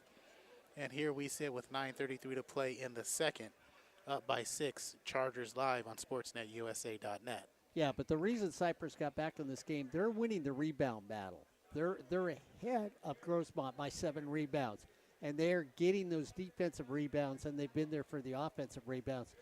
That's what changed things up. It was Asali, but now it's become more of a group effort, and that's what's helped him here in the second half to take a lead by 6 against Grossmont. Don't forget upcoming games tomorrow on Volleyball. SportsNetUSA.net. Yeah. Volleyball. That should be a very good match tomorrow night here at Don Johnson Court. And we're going to talk a little bit about that during the break between this one and the women's game. Is coming right up after this, and we'll talk why it's so important. And other sports around Cypress as well. Mark Pavlovich quickly becoming the guy to know on the air at Cypress College. They don't call him the mayor for nothing. Here is Asale, C, Renfro, Hardy, Ballard, and Morris for Cypress. Agude will inbound. Edmond, Williams, Van, and Tully for Grossmont. Brandon Tully leads the way for the Griffins with 15 points. Working to get open. Quick three, not the play they wanted out of the timeout. Renfro Hardy up the far side. Double teamed up top. Asale flashes and gets it. Morris. See, backing down at 5'9", uses his strength but misses the easy layup. Ripped out of there by Tully. And here's Agude.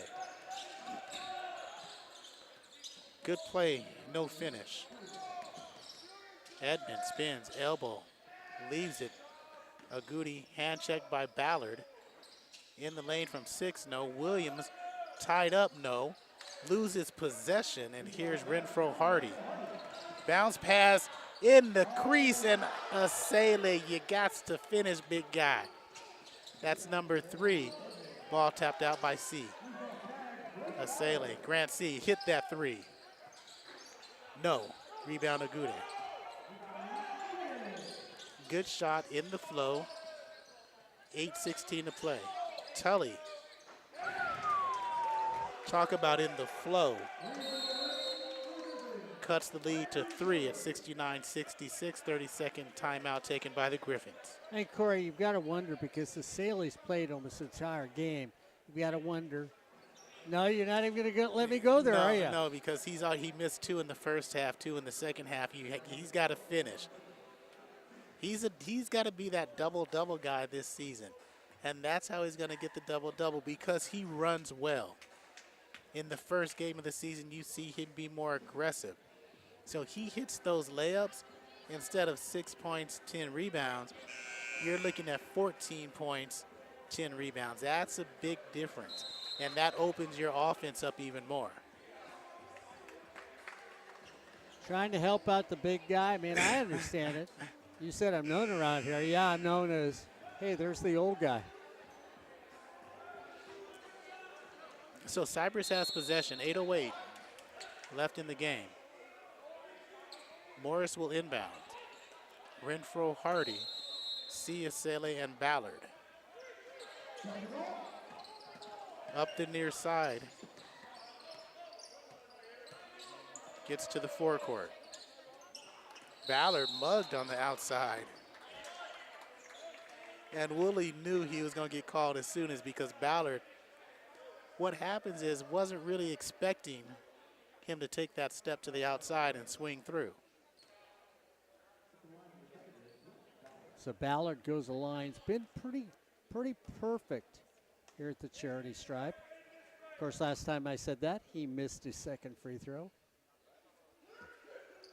1 and 1, make one to get one. He makes one, so he gets one. I think they should do that rule in the NBA also. No more 2 freebies. Nah.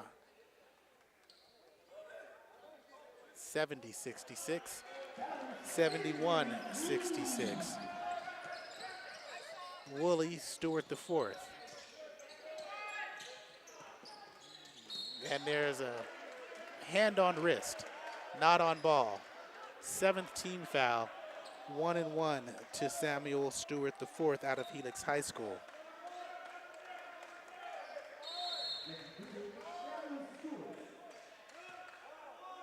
So Stewart the fourth averaged 5 points, 5 rebounds, and 2 assists last year.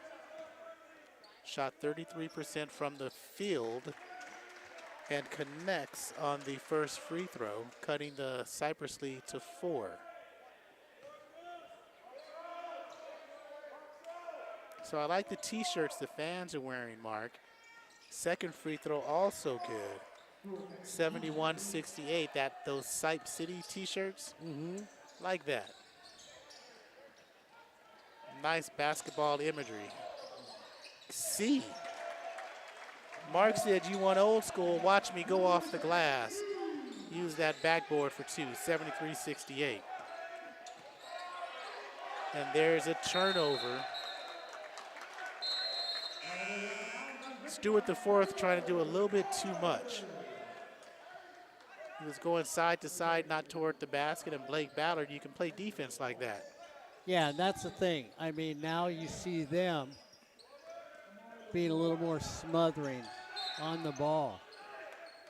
Last touch by Payne.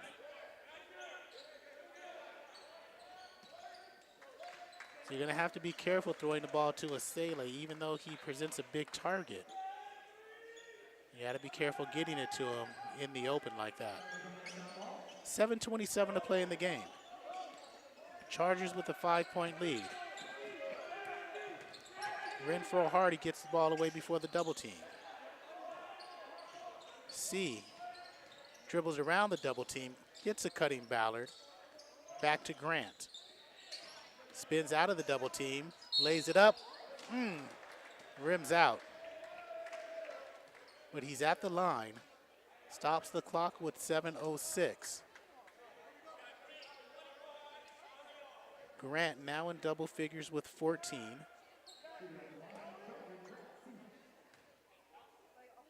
And you know what I like about this gym, Don Johnson's court here, is you have a viewing area as the free throw is made where you could sit up there. We've had a group of students, Corey, on the other side of the glass watching this game. If Gabby Nalen was with us, she could be over there out of the cold watching the game here on Don Johnson Court as you're watching it here on Charger Live and SportsNetUSA.net.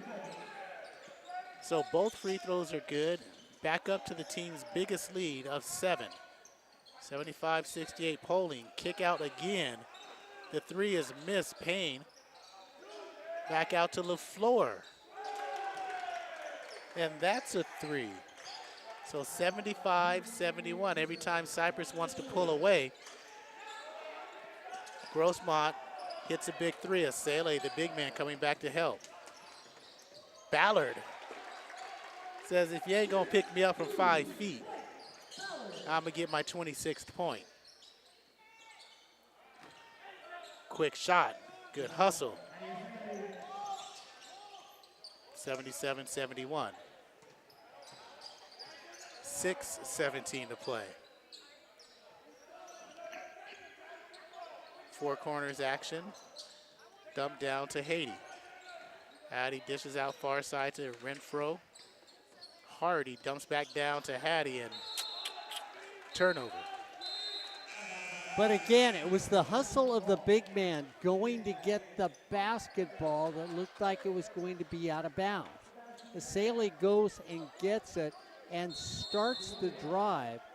And he has been, Corey, I know your numbers are different from the official scorekeeper, but I mean, I'm like you. I wouldn't be surprised if he's got 15 or 16 rebounds in this game. I'm just making him my own now. He's got 15 rebounds and 6 points, 3 blocks. A nice, strong move by Elijah Williams. 77-73. And here he is, breaking the pressure. Up by 4, 5.5 to play.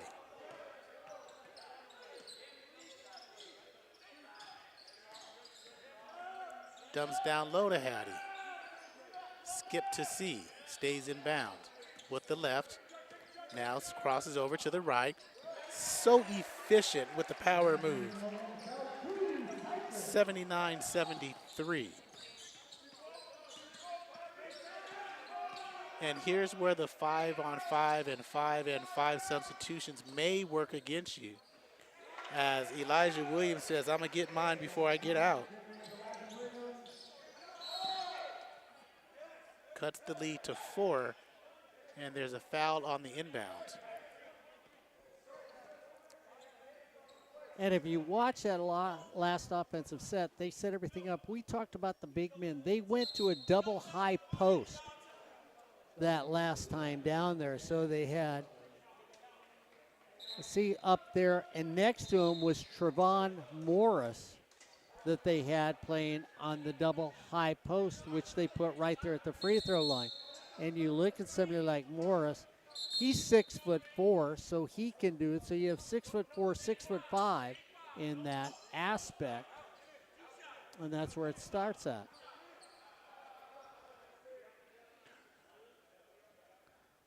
So Asele, 8 points, officially 11 rebounds, 3 assists. I'm going to say 3 blocks. And really a game changer. Grant C in the second half as well has been a changer. He's got 20 points, 15 in the second half, make it 16 in the second half, and another 5-point lead. Blake Ballard with 28, Allen Wright 14 and 4.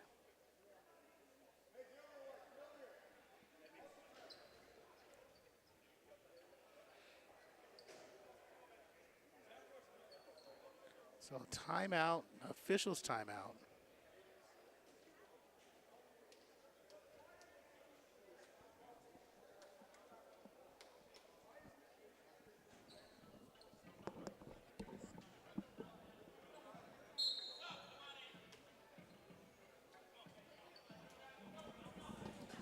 Can you hear the discussion? I'm trying to hear the discussion between the officials and Coach Doug Weber.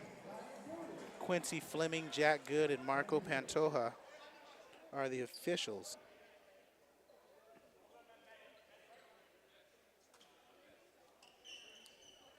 And of course, one thing we talk about Coach Weber, the thing that he really enjoys, Corey, is not just the game of basketball, but moving on the athletes to the next level. When he was at Pacific Coast, he moved on 68 athletes to the next level to play basketball and to further their educational careers. C makes both. So it's 81-75. Under 5 to play. Payne. Long. Asali.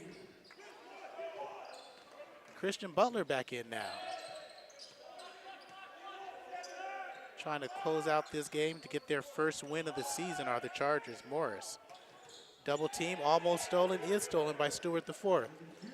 And foul, can't convert, but he'll head back to the line for Stewart the fourth. Samuel, 6'3", 175. Out of Helix High School, foul on Trevon Morris. And that was actually one of those balls you pick up, drive to the basket, where you're looking for the foul. You're not even looking to make the basket. And that's a shame because he should always be looking to make the basket.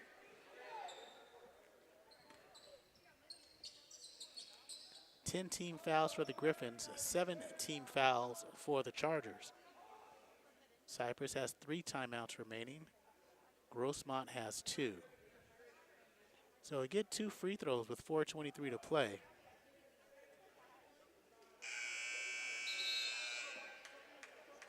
So it's like Grossmont's going, when was a timeout called?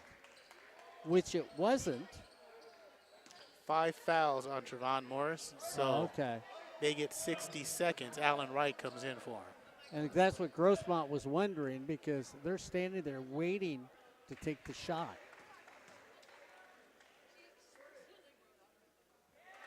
Doesn't deter Stewart the fourth.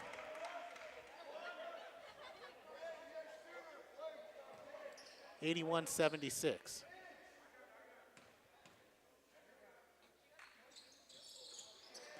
(81-77) with 4:23 to play. Dangerous pass back. Worst pass up. Stolen by Woolley. Stewart the fourth. He's feeling it. We're trying to work on the big man. Good defense, and that's stolen by Asali. So Stewart with the fourth, laconic with the ball. Ballard double team, back to Grant. No look pass, down low to Allen, blocked from behind by Payne, corralled and controlled by Kopp. Right through 2 defenders, and Stewart the fourth misses. Foul on the punch out by Kopp. No, or they call Allen. They're going to get Allen right with the foul.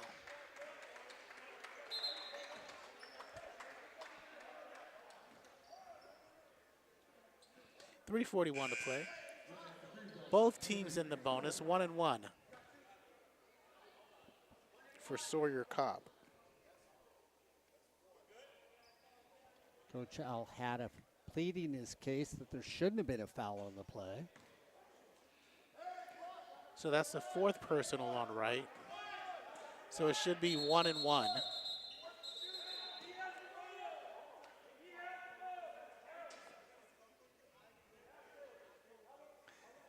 So the official said 2 shots. When there was only 18 fouls, it should be 1-1. Coach Weber saying since Sawyer Kopp already had the ball, that first free throw should count. Well, he said the whistle was blown after he put the ball in the air. No, the whistle was blown before he put the ball in the air. I'd count the bucket. I'd count the free throw anyway, but are they? Let's see.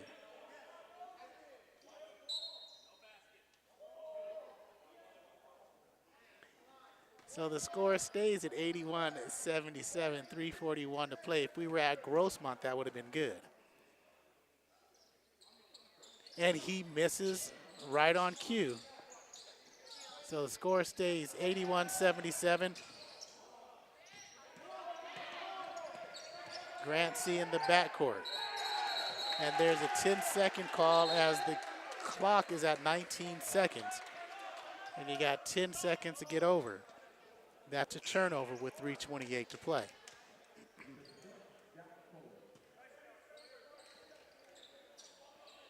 Polling on the inbound to Saleha. Right side back to Polling. Set shot 3 for number 25. No. Grant C with rebound number 4. And he's fouled by Celea or Lesker Jr. We'll see if it's 20 or 2. It's 20.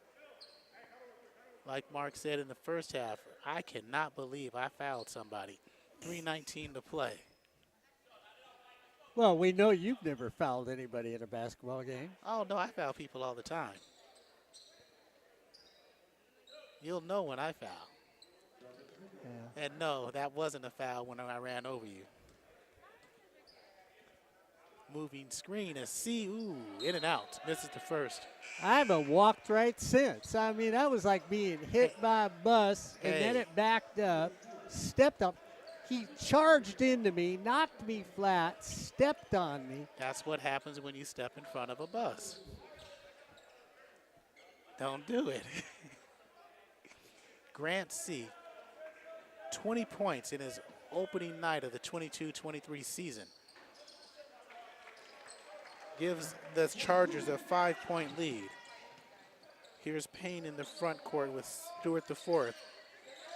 Amari LaFleur, step back three over Butler, left it way short. Allen Wright splits two defenders to Ballard. Butler the lefty. Grant the sophomore. Kick out, three. You counted that before he shot it, Mark. 85-77, their biggest lead of the game. Stewart the fourth trying to counter straight away, missed. But Butler on the follow-through hit his wrist or forearm. And so Stewart the fourth missed the three, but hey, he's going to the line to shoot three. And stick around with us when this game ends, because this game started a little late because of technical difficulties on the court. The ladies' teams are already here, so they're walking behind their counterparts. So I'm not sure there'll be that much of a break in between games, Corey. We'll see. I think it'll be quick. You're going to say no? Nah, they still get the allotted time before games.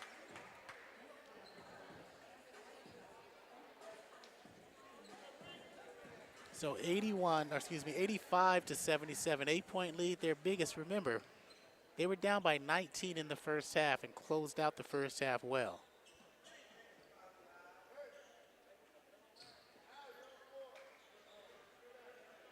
So Stewart the fourth with 8 points. Make it 9. And Grant C is doing what we thought he would have to do for Coach Alhada, being the quarterback, not making ridiculous shots or big turnovers in the game. And he has played steady.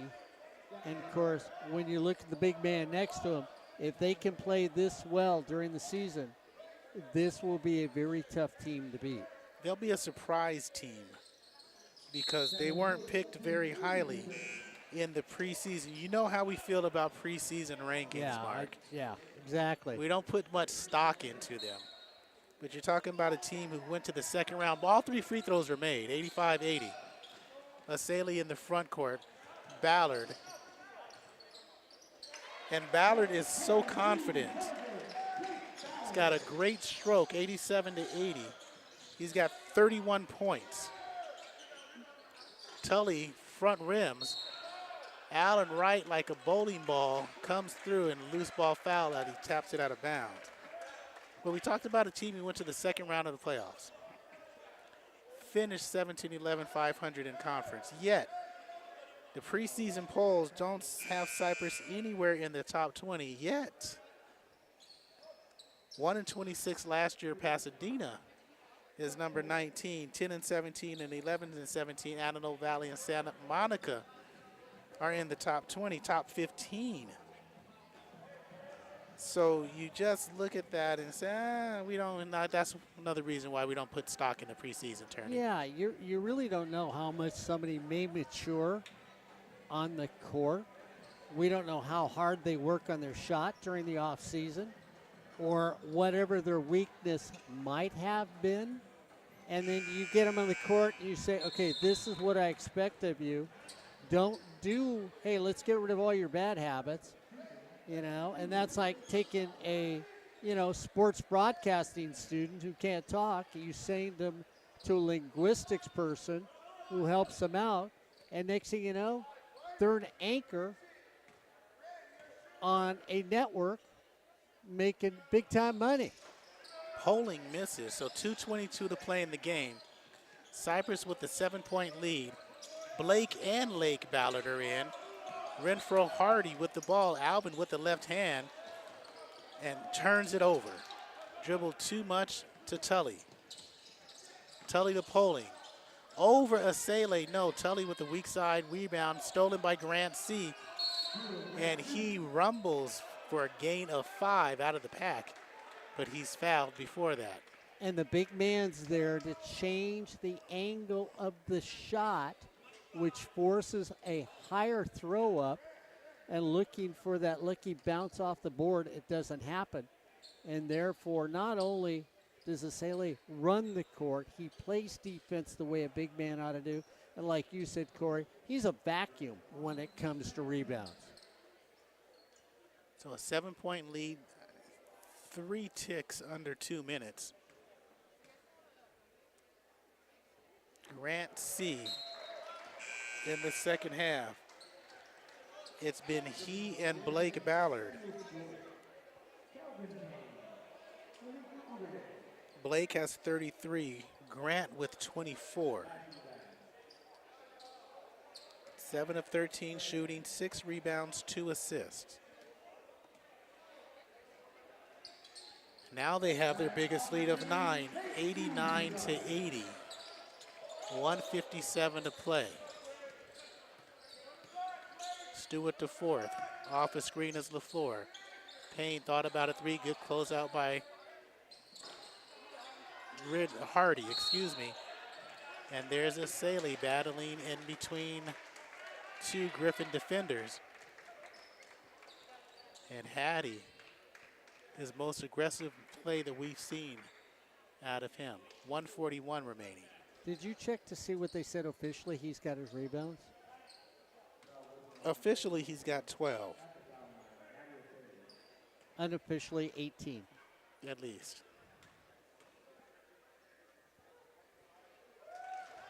Players would love to have us as official scorekeepers. Everybody else, well, you're just messing up our system. I was going to say coaches would say, we played better defense than that. He played great defense, but he did have 25 rebounds, Coach. He makes both free throws. He's got his double-double. 91 to 80. Stewart the fourth, back rimmed. 133, Cypress. Down low again, and he's fouled. Mark, that's gonna do it. 93 to 80 with 1 minute and 27 seconds left. The Grossmont threes, cold in the second half.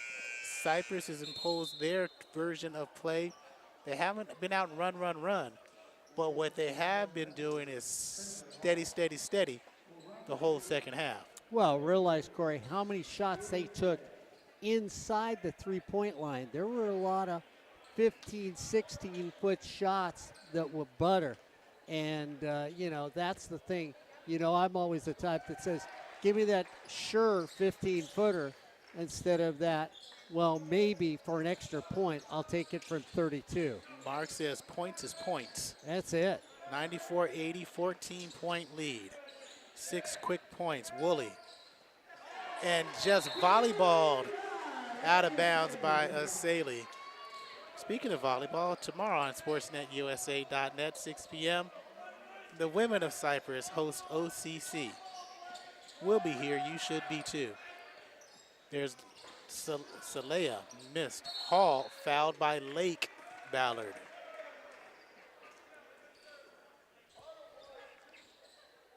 You know, and this is where an official should swallow a whistle unless it's really blatant. Nah, it was blatant. Yeah. Spencer Hall.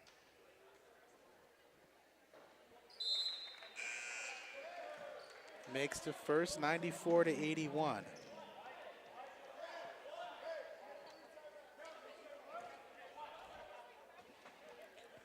Cypress, we did not mention their assistant coaches for this year. Every good head coach and every good team has good assistants. And that is Jordan Hamamoto, Brandon Hux, and Jordan Fleck. Jordan was an outstanding player here at Cypress a few years back. Triple teamed at midcourt. Too much dribbling by C. Alternating arrow. Looks like it stays with Cypress with 51.8 seconds to play in the game. Oh, wow, they called a foul. So they call a foul on Grossmont. I had a tie-up. Here goes Thangmi Figueroa as one of the team managers. You can't, hey, you don't get to survive without them either. No, you can't. Sinek Quesada the other.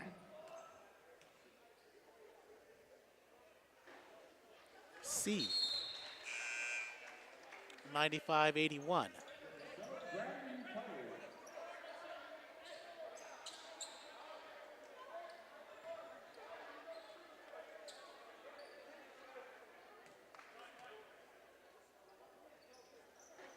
Short. Rebound last touched by Lester Jr.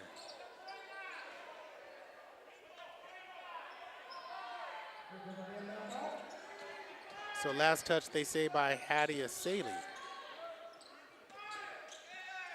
Tully again, off balance three. No, rebound number 14.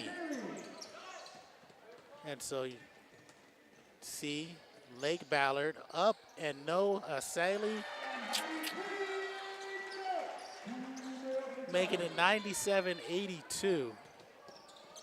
And you know, everybody here is waiting to see if they can hit the century mark. Well, that'll be like Coach Al Haddam's days when he played at Redlands, when they consistently went over 100 points, and they're going to bring it back out and just hold it with 9, 5. Wait for it. So that is the final buzzer at the end of this one. Cypress takes their first game of the season, 97-82 over Grossmont. Chargers live on sportsnetusa.net.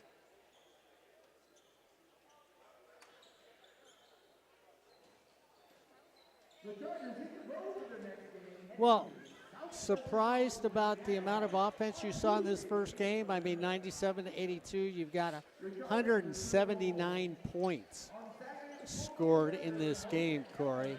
Did you expect that much this first game? I don't think so. I didn't think it would be this well played. That first half is what I thought the game would be like, the whole game would be like. But the way Cypress closed out the final 6 minutes of the first half and played the second, they look in mid-season form. Yeah, they really do. Yeah, I agree with you there.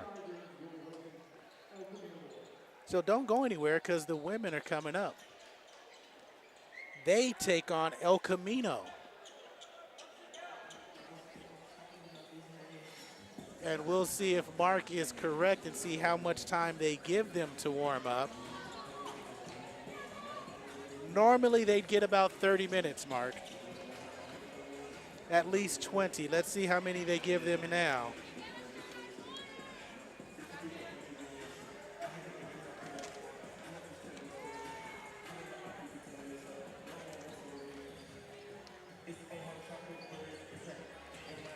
And Mark, you said we were going to mention, or I said we were going to mention that one of us should go get the starting lineups. Is that what we're going to mention? Yeah, I was going to mention a couple things about Cypress College sports, the upcoming schedule on sportsnetusa.net. But I think it might be more important if I went down and got the starting lineup. So I'm going to turn both you and me off right now, and we'll be back on Cypress Chargers Live on sportsnetusa.net in just a moment.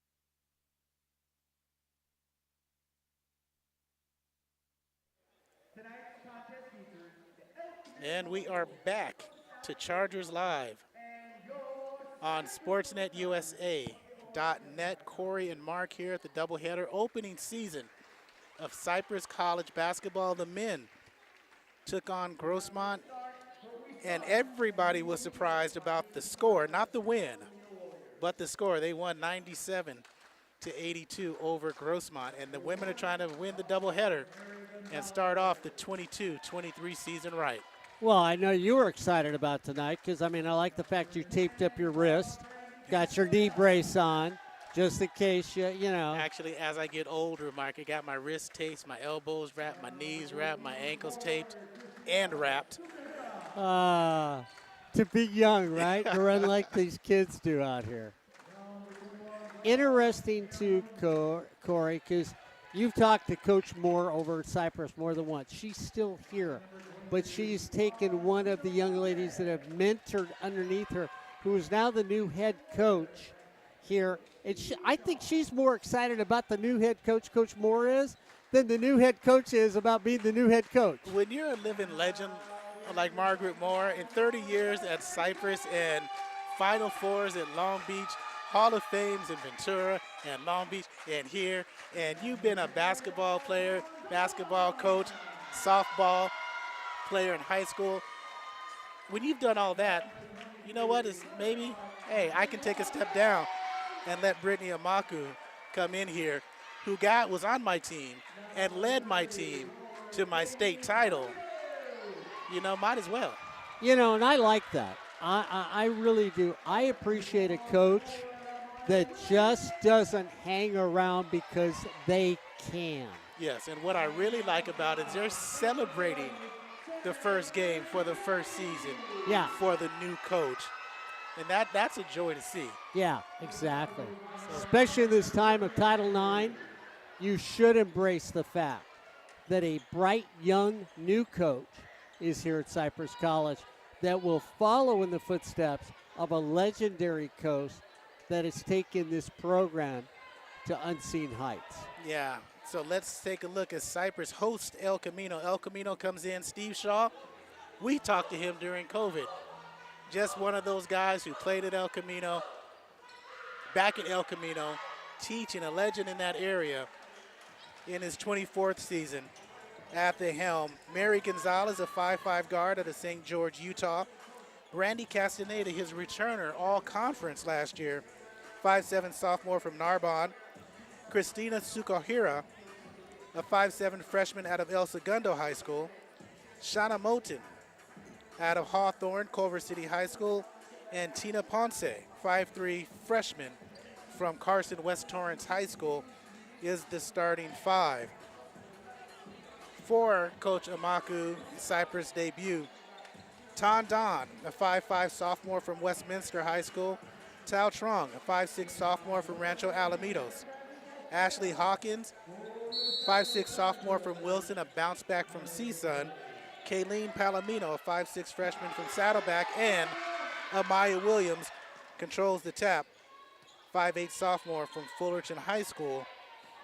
Tao Trong, doesn't get the start, but Mallory Sidoti gets the start for the Chargers, and they missed their first bucket. El Camino coming back. As we do some maintenance just real quick. As there is Castaneda, tried to dump down low to Christina Sukahira. Shanna Moten with 3 seconds on the shot clock. They can't get it up, and it's going to be a shot clock violation. And here comes Cypress the other way.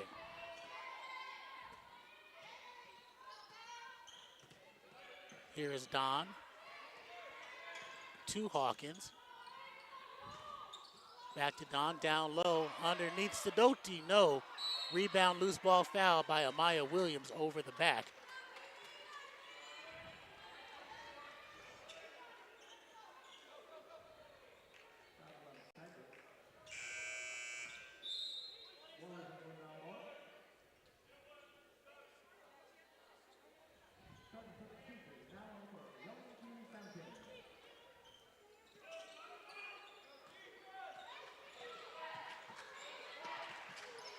No score, just started the first quarter of play.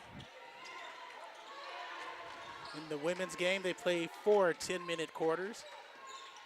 Castaneda dumped down to Moulton. Kick out, open three by Sukahara. No good. Rebound. All the way is Hawkins, misses with the left hand, but she's fouled. So 10 in white is Tondon, 40 is Mallory Sidoti. Number 30 is Kayleen Palomino in white for your Chargers. 24 is Young Key Sampton.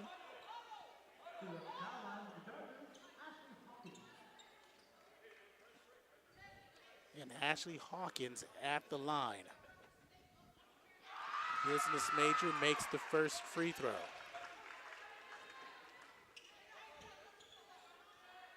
El Camino, 8 players on the roster, Mark. And we'll talk a little bit about what Coach Steve Shaw said to me while I was down there about the participation in women's athletics at the community college level. Don't let me forget that, because it was really interesting what he said, especially in the now Title IX. All right. 8 minutes, first quarter. Thought about a three was Mary Gonzalez. Here's Castaneda. Reach in foul on Don or Hawkins. They're going to get Don. It'll be interesting to see what the Cypress women's team does. 8 returners coming back from last year. So they should be one of the favored teams this season to come away with a good chance in the state championship. There's a lot of people who feel like you, Mark, down on the floor. High hopes this season. Gonzalez, left-handed dribble. Leaves it for Sukahara. 7 on the shot clock. Ponce, top of the key with 3, 2, and there's a shot clock violation, the second. As this crowd, Mark, is invigorating. Yeah, that's a big crowd, too. And you know what's fun? We did a lot of Vanguard University basketball. We used to do it with the #1 team in the nation. Guys would play, huge turnout. Women would get on the court, everybody go home. That's not here at Cypress tonight. Gonzalez as Sidoti misses the inside chippy. Here's Castaneda. Led the team last year in points with 15. She was all conference, all South Coast Conference.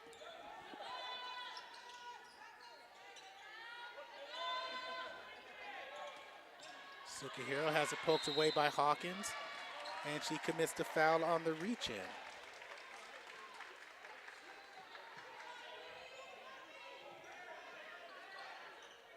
Officials for tonight's ball game: Olga Espinoza, Nate Crawford, and Charles. I'm gonna do like a mark because it was so loud in here. Couldn't get his last name. Here's Hawkins, crossover at the elbow. Now in is Tao Trung, who spins in the lane with the left, no good. Sidoti with the putback. So Mallory with 2 points. So it's 4-0 Chargers.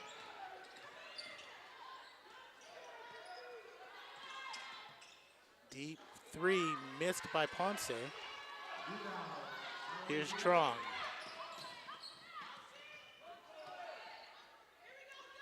Transition defense by El Camino. Warriors playing that person to person. Hawkins in the lane, has it stripped, lost control of it, and here's Ponce the other way. 1-on-2 on the right side, she pulls it back. Gonzalez, top of the key, Castaneda for an open 3, looks good, misses right. Rebound chased down by Hawkins. Hawkins, 5'6" sophomore from Wilson High School. She's a bounce-back player from Northridge. Had significant time in Northridge. Driving the lane is Sampton. 6-0. Cypress.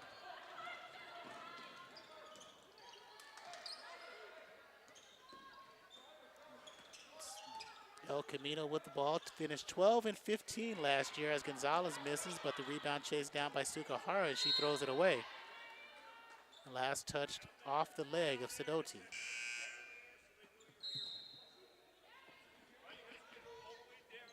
And you look at Trong last year, Corey. She's back this season. Only averaged about 7.5 points a game. We'll see what she brings this season now, being more of a veteran on this basketball team. Nalani Higa checks in. She has the ball now out of West Torrance High School, along with Imani Tate Gibbs. And Higa turns it over. Kiana Harrison Hood, and goes by Kiki. So Kiki Hood in. Ashley Hawkins pull up, nice looking jump shot, but no good. Sukahira.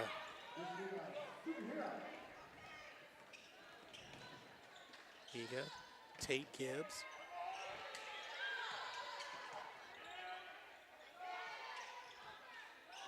Castaneda runs into and over Harrison Hood. And that's an offensive foul with 4:30 to play in this first quarter. Sounds like about 600 people in here. There's not, but that's what it sounds like. But what it does is that's why we like coming to Cypress, because it is that family atmosphere. The first game of the season for a first coach after a long time, and someone who's been around the program for years, you know, it's just a good feeling. Hawkins for three. Mark, I can tell you right now, she's going to be in the running for Player of the Year in conference. Hawkins? Yes. And when Oviedo gets back, they're going to be a force to be reckoned with. Lexi Alvarez, and that's going to be the key component because she can do everything. Higa dribbling through traffic, weaving. Three looks good, short. Rebound. As Ponce missed, put back up by Castaneda. Loose ball foul on Sukahira. 3:49 first quarter.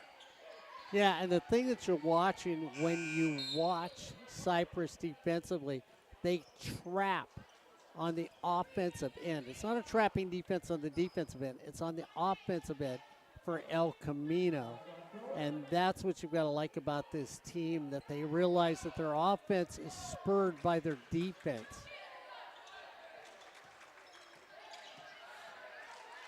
Alvarez looking for Trong. She drives, gets fouled on the put-up, no good. She'll head to the line for two. As the foul is on Castaneda, and that's her second, Mark. Fourth team foul.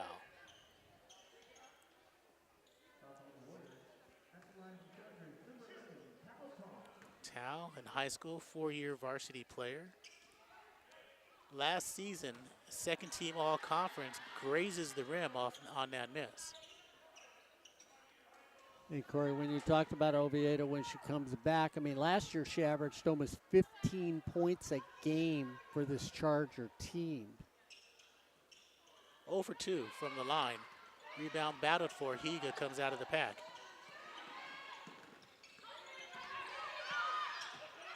Castaneda up quickly to Ponce. Back to Castaneda. Higa thought about a three. Castaneda working one-on-one. Ball movement around the world. Castaneda gets in the lane. Kick out. And a three is missed by Moten. Loose ball on the floor. Castaneda's traveled. As she rolled to make the pass, they call it travel. It is 6-0 here with 3:04 to play in the first quarter. And it's 6-0 because of the defense that Cypress is playing. It's not one of those 6-0 scores because you've got a team that can't score offensively. It's just the smothering defense that is being played by this Cypress team. Trong missed long. Tate Gibbs with the board. Castaneda deflected by Alvarez, chased down by Trong here. Mark mentioned the defense. Hawkins on the right side, behind the back dribble, leaves it for Harrison Hood, and she connects, and Ashley Hawkins is down.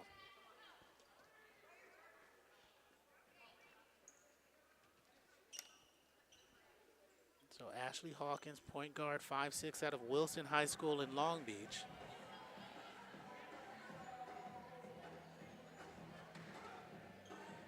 Her goal mark is to become a college basketball coach. And we talked about last season for Cypress, 19-11 and 9-3 in the OEC. Finished in the final poll at number 18. And they had a good season. We were here for many of those games. And like you said, the three was ever present during those matchups. And they went to the third round of the playoffs. They lost to Palomar 82-63. But it wasn't that loss to Palomar that was so defeatist. It was the attitude they had once they got into the playoffs. Last second win against Glendale. And it was a team that really came together towards the end. Yeah, and when you think you're bringing back all that experience that you're doing with 8 returning players this season, you already have a cohesiveness as a unit together. And it's not like you're bringing in a coach that wasn't there from last year. This has been a coach that, yeah, will add her own brand to it, but still it would also keep the Cypress way of playing basketball. So it's not where all of a sudden you get a new coach and everybody goes, what's this system? We didn't play this last year. So I think when you look at them this season, you're going to get that cohesiveness. And with a new head coach, a little more, I don't know if you get more enthusiasm with the coach more, though. That's the thing, you know. And you mentioned those 8 players, Mark. They're 8 players that played. Yes. Last year, not just 8 players that are returning. They played. So 8-0 in the first quarter, 2:28 to play. Cypress with the lead, employing full court pressure. Higa, Castaneda with the ball. Ponce now. Down low to Moten, back out to Ponce for 3. Just a little short rebound, last touch. Out of bounds by Imani Tate Gibbs. For Cypress, Jasmine Uwe in the game with Tao Trung, Young Key Sampton, Kiki Harrison Hood, and Lexi Alvarez. Trung thought about a 3, working against Castaneda. Gets the baseline reverse, no. Might have been blocked.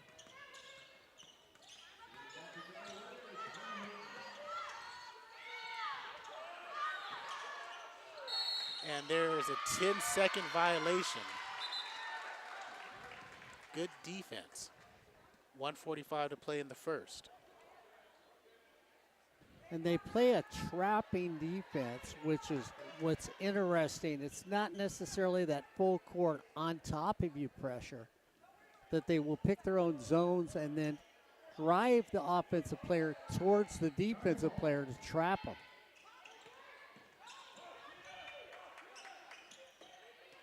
Strong. Rub screen by Alvarez. Hood with an explosive first step to the hole. So Harrison Hood has 4 points, 10-0.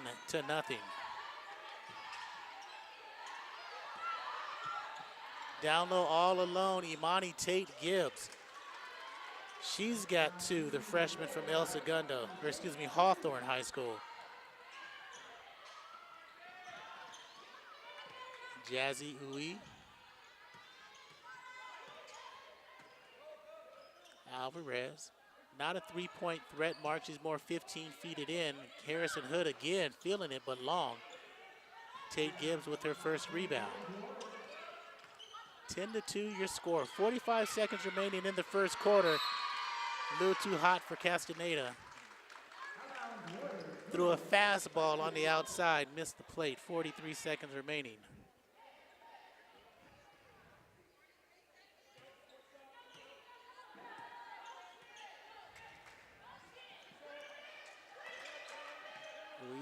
step out. Trung at the free throw line. Kick out. Jazzy with the three. Left it another short. Almost a steal. Is a steal by Alvarez. Down low. Jazzy for two. 12-2 with 18 seconds to play. I'm going to like these nicknames. Got to get it over. Here's Moten. 3 seconds, 2 seconds, 1 second. And that'll be the end of the first quarter. Now Cypress 12, El Camino 4. This is Chargers Live on SportsNetUSA.net. Well, what you saw is maybe the jitters from starting. I mean, everything was built up bigger than life. Coach Moore comes out here, gets the crowd all revved up. The crowd gets all revved up. I think the girls got a little too revved up too. Her players, I think, were just a little over amped. A little bit. Yeah, just a little bit. Really wanted to say, hey, we are bigger than life. And, of course, on the flip side, let's be realistic, Corey. 8 players, you're outmanned with 8 players. I don't care what the gender is on a team. That is difficult when you're playing a team that is as good as Cypress. If you've only got 8 people, then you know what? 5 of you better play pretty well. Or be well conditioned. Or be well conditioned. Yeah, So I agree there. Brittany Amaku, Mark, in her first season, 6 seasons, you mentioned as an assistant coach, Yeah. was a member of the state title team in 2004-2005. She was all conference and the MVP of the state tournament. She played at San Jose State where she was all conference. So you've got a basketball, when you got 30 years of Margaret Moore, and now you're going to have a new regime and a new 30 years with Brittany. That's impressive basketball knowledge. So starting the second quarter, the Warriors with Castaneda, Higa, Tate Gibbs, Ponce, and Moten. And there's a pass stolen by Amaya Williams. Leaving it for Lexi Alvarez, pulls up from 8 and connects for 2. 14-4.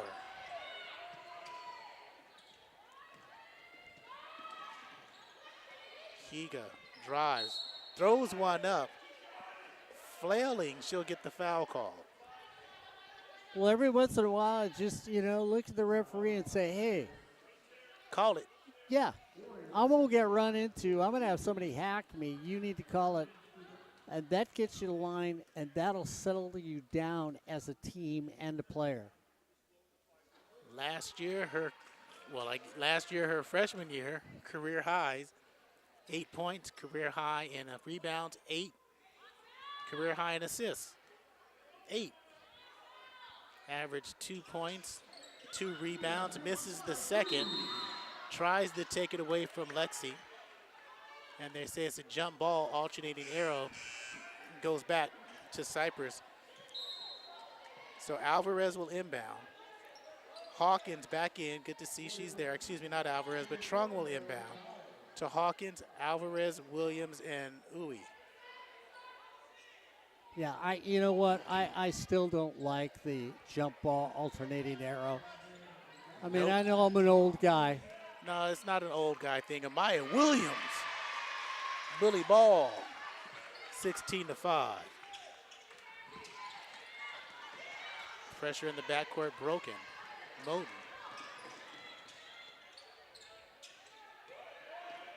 Higa trying to be that scoring threat. She drives and loses possession. So another turnover with 9 minutes to play in the half. So timeout taken by Steve Shaw, 30 seconds. At 9 minutes, 16-5 lead for the Chargers. This is Chargers Live. Steve Shaw, 3-time Coach of the Year in the South Coast Conference. All conference as a player. All state as a player at El Camino. Back in the day, Mark. Also went to Cal State Fullerton. Yeah. East school. Yeah. Got to the Elite 8. but they lost to a good team from Arkansas. And also served as the CCC WBCA president-elect. And you know the thing that's interesting, not only did he coach basketball in the high school level, but he coached young ladies playing the sport of volleyball. He found both of these sports very much in tune with each other. As we've often talked when we've done volleyball, we relate certain things to the game of basketball.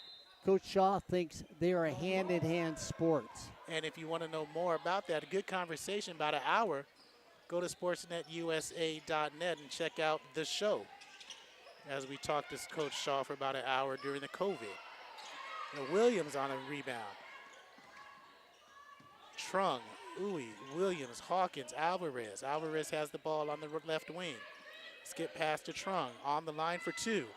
In and out, stays out. And here's Castaneda with the left-handed dribble. Says play number 5 is going to work. Let's see if it does. With the left hand, thought she was fouled, no call. Uwe coming out of the pack. Alvarez running the floor is Williams. She's double teamed. Kick out of open. Hawkins, 3. Looks good. No good. Rebound battled for by Trung. Bounce pass almost stolen. Snapped out. 17 feet away. Back rimmed. Rebound. Loose ball foul on Amaya Williams.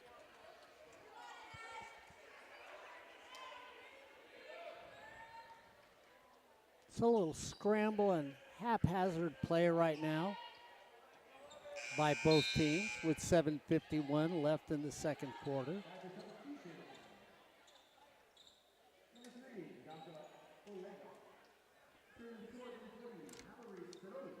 So Camino scored 58 points last year as Higa will inbound, almost turned it over.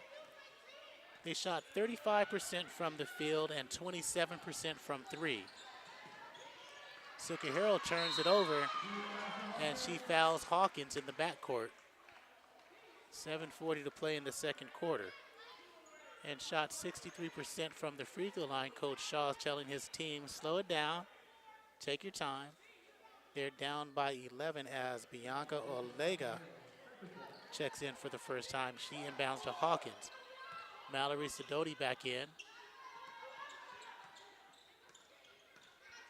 So screen for Olega. Doesn't take that 3. Left wing drives, pulls up 15 feet. Air ball, Sidoti. Last touch. So they're going to say last touch by Moten. Oh, sorry. Last touch by Moten.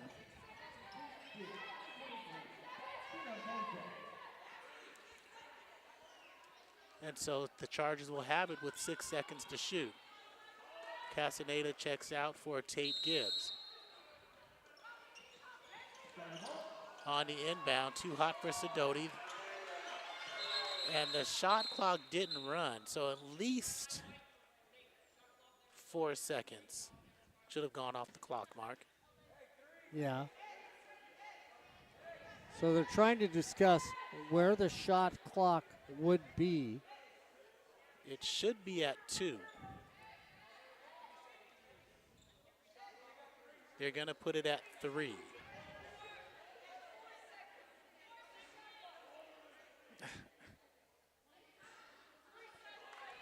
So now they have 3 seconds to shoot. Inbound on the near sideline. Hawkins turns, faces, deep 3. Big break.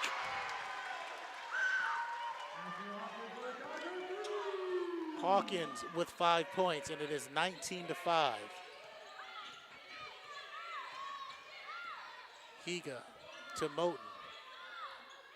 Tate gives Higa on the reversal.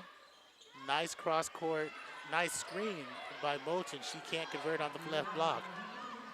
Uwe, kick out. Thought about the 3, no. Top of the key, back to Olega.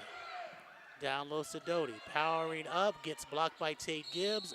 Loose ball foul on Uwe. So you haven't or you don't feel the rhythm of this Cypress team yet on the floor.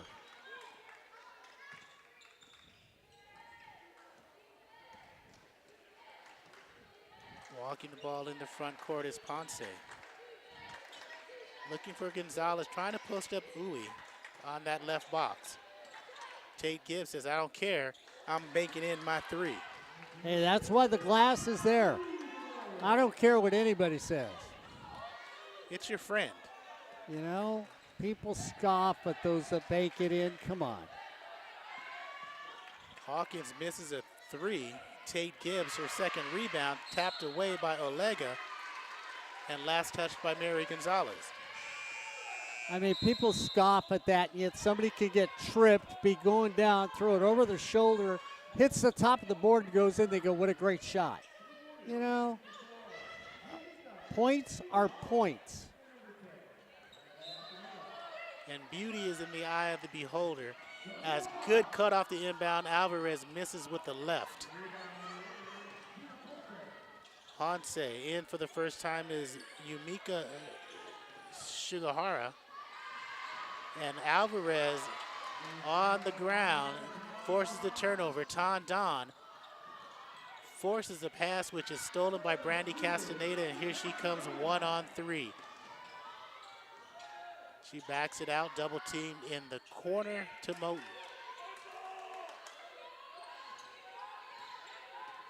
Here's Gonzalez, handoff. Castaneda working with the left. She likes the left side drive with the left hand and in. Team's leading scorer from last year gets her first 2 points, and it's 19-10. Here's Tondon, and she's body checked down to the ground by Shayna Moten. See, we saw that play there. Now realize if it's an older guy getting run over by his partner, I would have been knocked into the wall on that play. Just saying. Just saying when I played basketball against some people. But that wasn't the play, though. No. I said a legitimate screen. Poll question. Can you set a legitimate screen and pick up basketball that's half court? I don't think so, as the first free throw is missed. Ton out of Westminster, 5'5" sophomore. 2 points, 2 rebounds last year. And that is missed as well, so the score stays 19-10 with 5:52 to play in the second quarter. Back into the ball game is Kayleen Palomino applying pressure to Mary Gonzalez. Cypress in a person-to-person defense. Castaneda between the legs. Good handle with the rock. Pull up from 15 is good. Brandy Castaneda, you like her game. 19-12, 4:30 remaining in the half.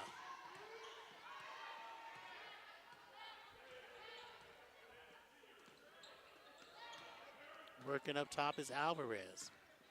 She dumps down low to Palomino and throws it over the backboard, out of play. And El Camino stayed in this game, Mark. Yeah, they have. It looked like they were going to get run off the court in the first half, yet they've been very consistent coming down.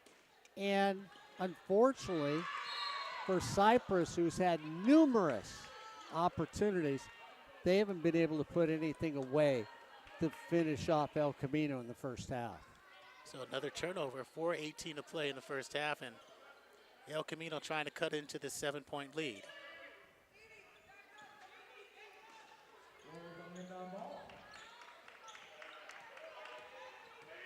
Ponce working with the right-handed dribble against Alvarez. Now on the attack side, bounce to Moten. Gonzalez. Ponce dumps down right block, fouled by Sedote as Moten was trying to post up on that right block. And Corey, this really does look like, unlike the men's game, this does look like that first game of the season for both these teams. Oh yeah, and I thought the men's game in the first half looked like the first game of the season, especially for the Cypress side.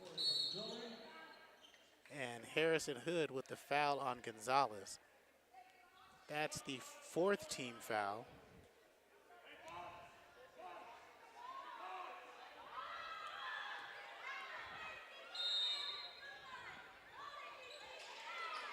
At 5 team fouls, they get the bonus. Gonzalez, kick out for Sagahara. Castaneda. Step back 3. Long. But you can tell, Mark, that she's going to be a key contributor this year, and she'll go over 20 many times for the Warriors. Oh, yeah. Yeah. And again, it's just getting that shot down. It's, you know, as much as you practice, a game is just a different experience, you know. In practice, your partner might let you take that shot.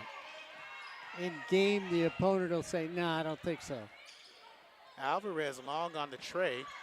Didn't hit the rim, but the clock reset. So last touch and knocked out by Cypress. But again, I don't think that ball hit the rim. It looked long. But yeah, I didn't think it did either. Nevertheless, the Warriors have the ball. Pressure in the backcourt.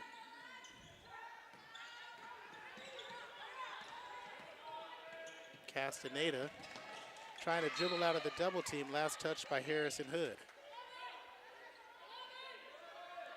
So sideline out of bounds. El Camino with Ponce. Into the backcourt to Castaneda. And with the deep team, Mark, Cypress always pressures and always has people who can play defense. That time, Alvarez with the block and the reach at the same time. This will send El Camino to the line. They'll be in the bonus for the final 2:53 of the half.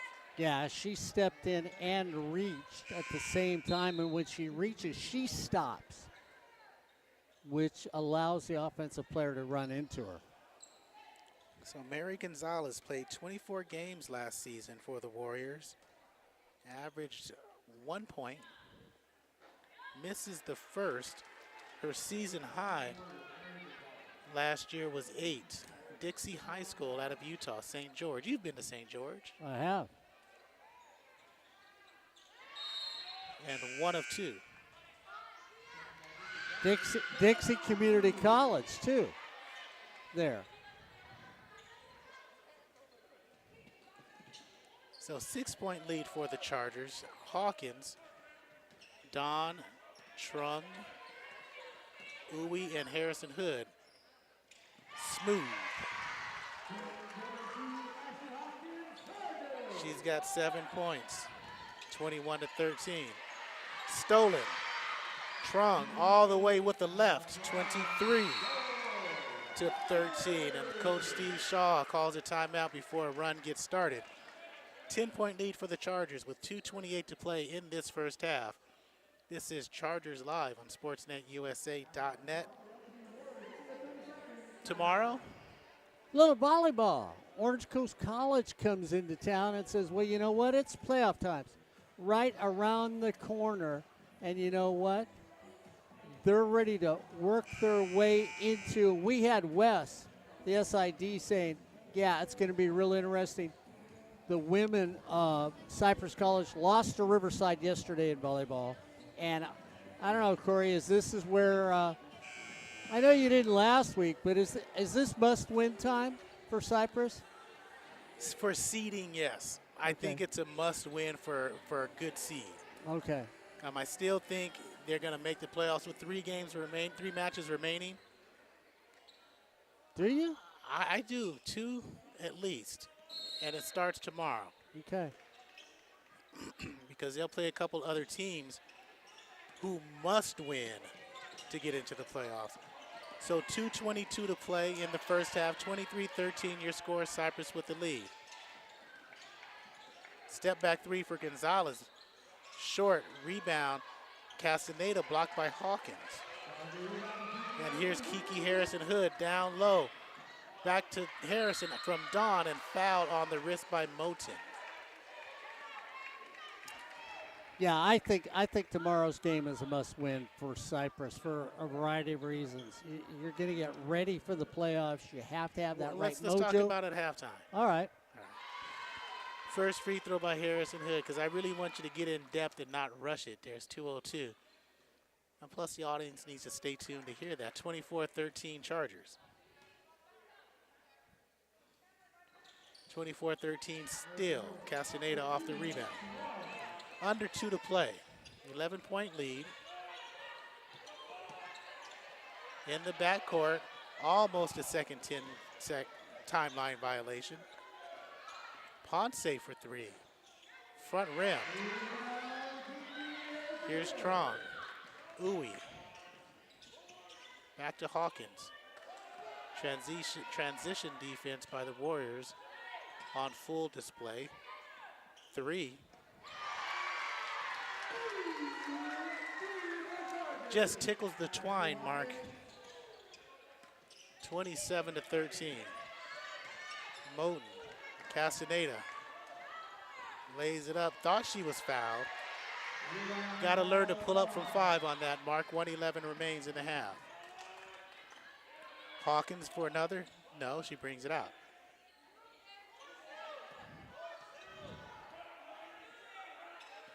.15 to shoot. The double high screen, and Castaneda picks up her 3rd personal. Little push, a lot of acting. 4th team foul, 3rd personal. Yeah, they have a real good theater arts program here at Cypress. And I heard there's Sport Flops 101 class that they teach.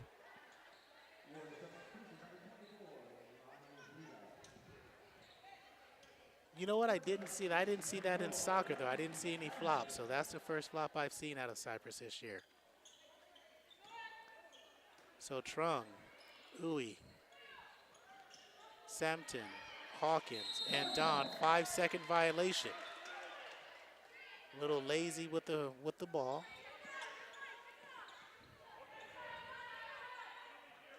.54.8 on the clock. That's the time left in this half. Higa throws it right to Trung. And knocked away by Gonzalez.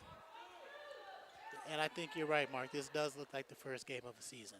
Yeah, I just think, Cypress is trying to do too much.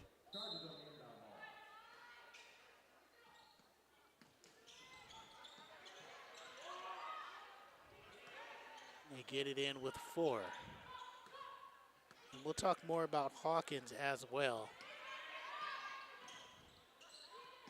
Thought about the 3, drives all the way. Tao Trung thought she was going to dunk that for a minute, Mark. She got so high, 29-13.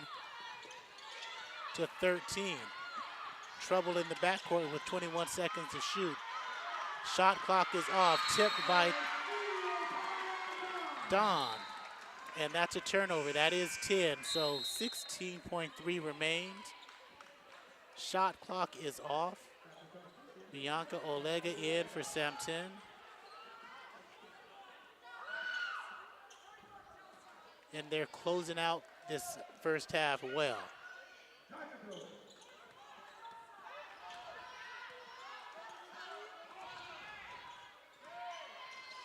Hawkins in the corner. Don fakes the 3, kick out to Trong, deep 3. Air, Olega. And that'll end the half with Cypress 29, El Camino 13. This is Cypress Chargers Live on SportsNetUSA.net. The doubleheader to start off the season. Women leading now. The men won 97-82 over Grossmont.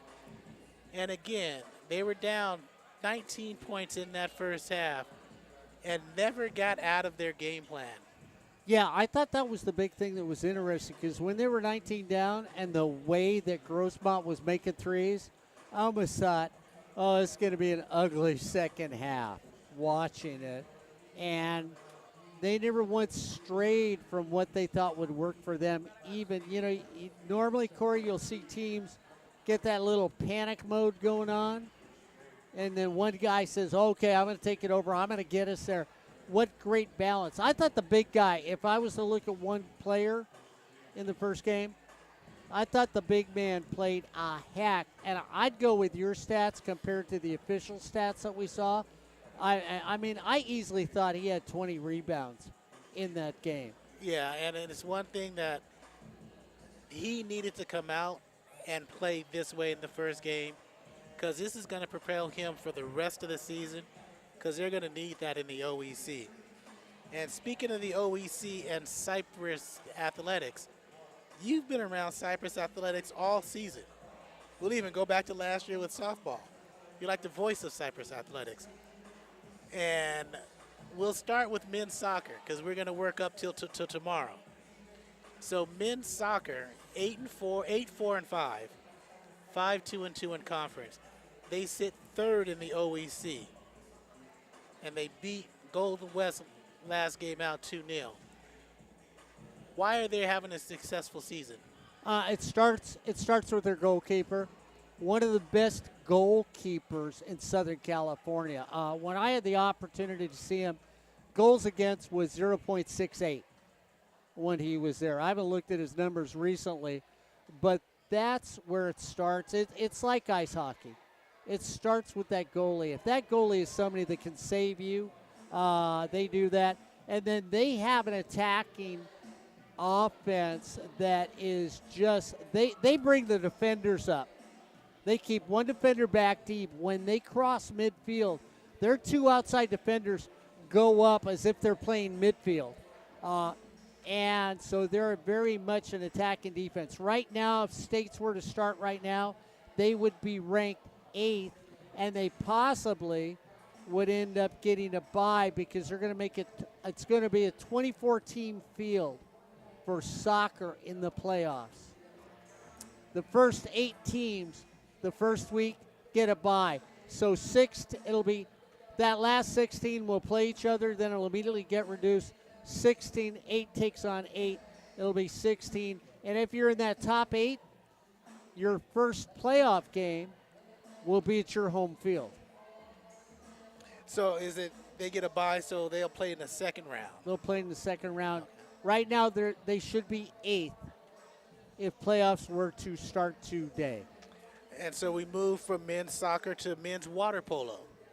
13-9. Only 1-4 in conference, and I don't think you've had a chance to watch them play, but they won 3 straight in the Southwestern tournament. And so I looked at their record, and it confused me for a good 10 minutes how they won 3 straight, but they were 1-4 in conference. It was weird, but again, another successful program. Yeah, a successful program. I think the thing that's wrong with water polo for programs like here at Cerritos, you have Fullerton College, twice national champions. You have Orange Coast College, that every little surfer boy down there that hangs out on the beach, when mom and dad tell him to go to college, he's already played water polo in high school. And then Golden West College. So programs like Cerritos and Cypress, those 2 programs, they get ignored. And then you've got Long Beach City College, which was a perennial water polo champions for a year. So Cypress, for them to succeed, they have to get lucky, find high school programs in their area or players from out of state that say, I don't want to sit on the bench, I need to play. Right. And they end up coming to this Cypress program. And so that's just a couple of the sports on the men's side. So we're going to go to the women's side now. And women's water polo, again, 10-9, 0-5 in conference, but they won 4 straight. We saw them play at the battle at the beach, and I know you saw them play. So a good balanced water polo team. This would be one of those teams that could get into the playoffs and surprise somebody that they might play against. And not necessarily the 1 or 2 seed, but like a 3 seed could get knocked out by a team from Cypress if they were to get into the playoffs. They could be that surprise team that puts the numbers up, and all of a sudden you go, whoops, we're no longer here, you Right. know, and they could have, you have teams like a Riverside City College that could get knocked out by a team like Cypress. Women's soccer here on the campus of Cypress, and let's just say that they're pretty good. They're very good. 11-2-3 overall, 7-2-2. Third in the OEC, tied for sixth in the CCCAA polls with another OEC team, Saddleback, and they're on a 2-game win streak. When I saw them, the last time I saw them, they were number 2 in the state of California. So they have dropped. But they are that good to be ranked that high in the state of California. A fast soccer team. And I tell you what, they're a physical soccer team too. That's the one thing I like about it. They don't, just like Saddleback's the same way. They like to play physical soccer, where you'll see the men really beat each other up, and sometimes you'll see the women go out there and it'll be more of a finesse game. It's not a finesse game here at Cypress. Like I said, they were number 2. They have a very good chance. If they were to somehow find Saddleback early, or somebody else were, Saddleback gets knocked out of the way because Saddleback has an excellent women's program. Cypress could come away with the state championship as long as you don't have Hartnell or Cerritos. Well, Cerritos used to be good women's. This year they're not. So it would be Hartnell from Northern California. If you hope they get bounced also, Cypress could be state champions in soccer. And volleyball, which we'll have tomorrow at 6 p.m. versus Orange Coast. Now tell the people what you think about it. I think the 4 OEC teams that we've seen, I think the team we're seeing tomorrow that they're playing is an excellent volleyball team. I think if you match up against OCC well, and you can beat them here, that sets you perfectly up for the playoffs. You need to be able to beat them, and not just barely beat them, Corey. You need to take them out 4 sets, 3-1. And you think they need to win to get I to do. the playoffs? I think they need to. I think we're a top 20 team all season long. I think they're already in. So they're 7-6, fourth in conference right now. I think you're generous when it comes to volleyball. Oh yeah, because it's the toughest with division. the OEC teams. Toughest division, 4 teams automatic. They will get 5. Now it's always that 6th team that may or may not. I think they definitely get 4, and I'm gonna say they get 5 as well. And I just think we've seen a lot of volleyball, and this conference and this team is the real deal. I think what's going to upset people is if all of a sudden they go to where everybody's ranked at, and they go boom, boom, boom, boom, boom, boom, down, and they don't give that 4th team an at-large game. And if the OAC only gets 3 teams, I know there's one person that's going to be upset. The man to my left, Ryan Osborne, back in 90.1 KBPK, will be upset if that happens. There's no way they don't get 4. Okay. I think they should get 5. So who would you? Okay, what 5 teams are when you go 5? It would be IVC, OCC, Santa Ana, Cypress. Golden West and Saddleback are playing for that 5th seed. And we've seen. Boy, I think you're too generous. We've seen I all really of them do. play, and we have. And we have watched all around the state. To me, all 6 should get in, but that probably won't happen. And an interesting thing Coach Steve Shaw said to me about Title IX, COVID, but mostly it was about COVID, but I'm going to bring this to Title IX. With COVID, there's been a reduction in women's athletic participation in the state. And I think with 50 years of Title IX, I find that interesting that that's happening. Well, I think COVID had a lot to do with it because I think there's a lot of high school programs that if you didn't want to play, you didn't have to be there. It was real easy to say, you can come back, you don't have to play. you're going to a D1, NAIA. Don't get hurt, don't play. And it's interesting when I talked to the coaches at Cerritos the other day, the soccer coaches, and I said, "Oh, where'd you play at? Where'd you play at?"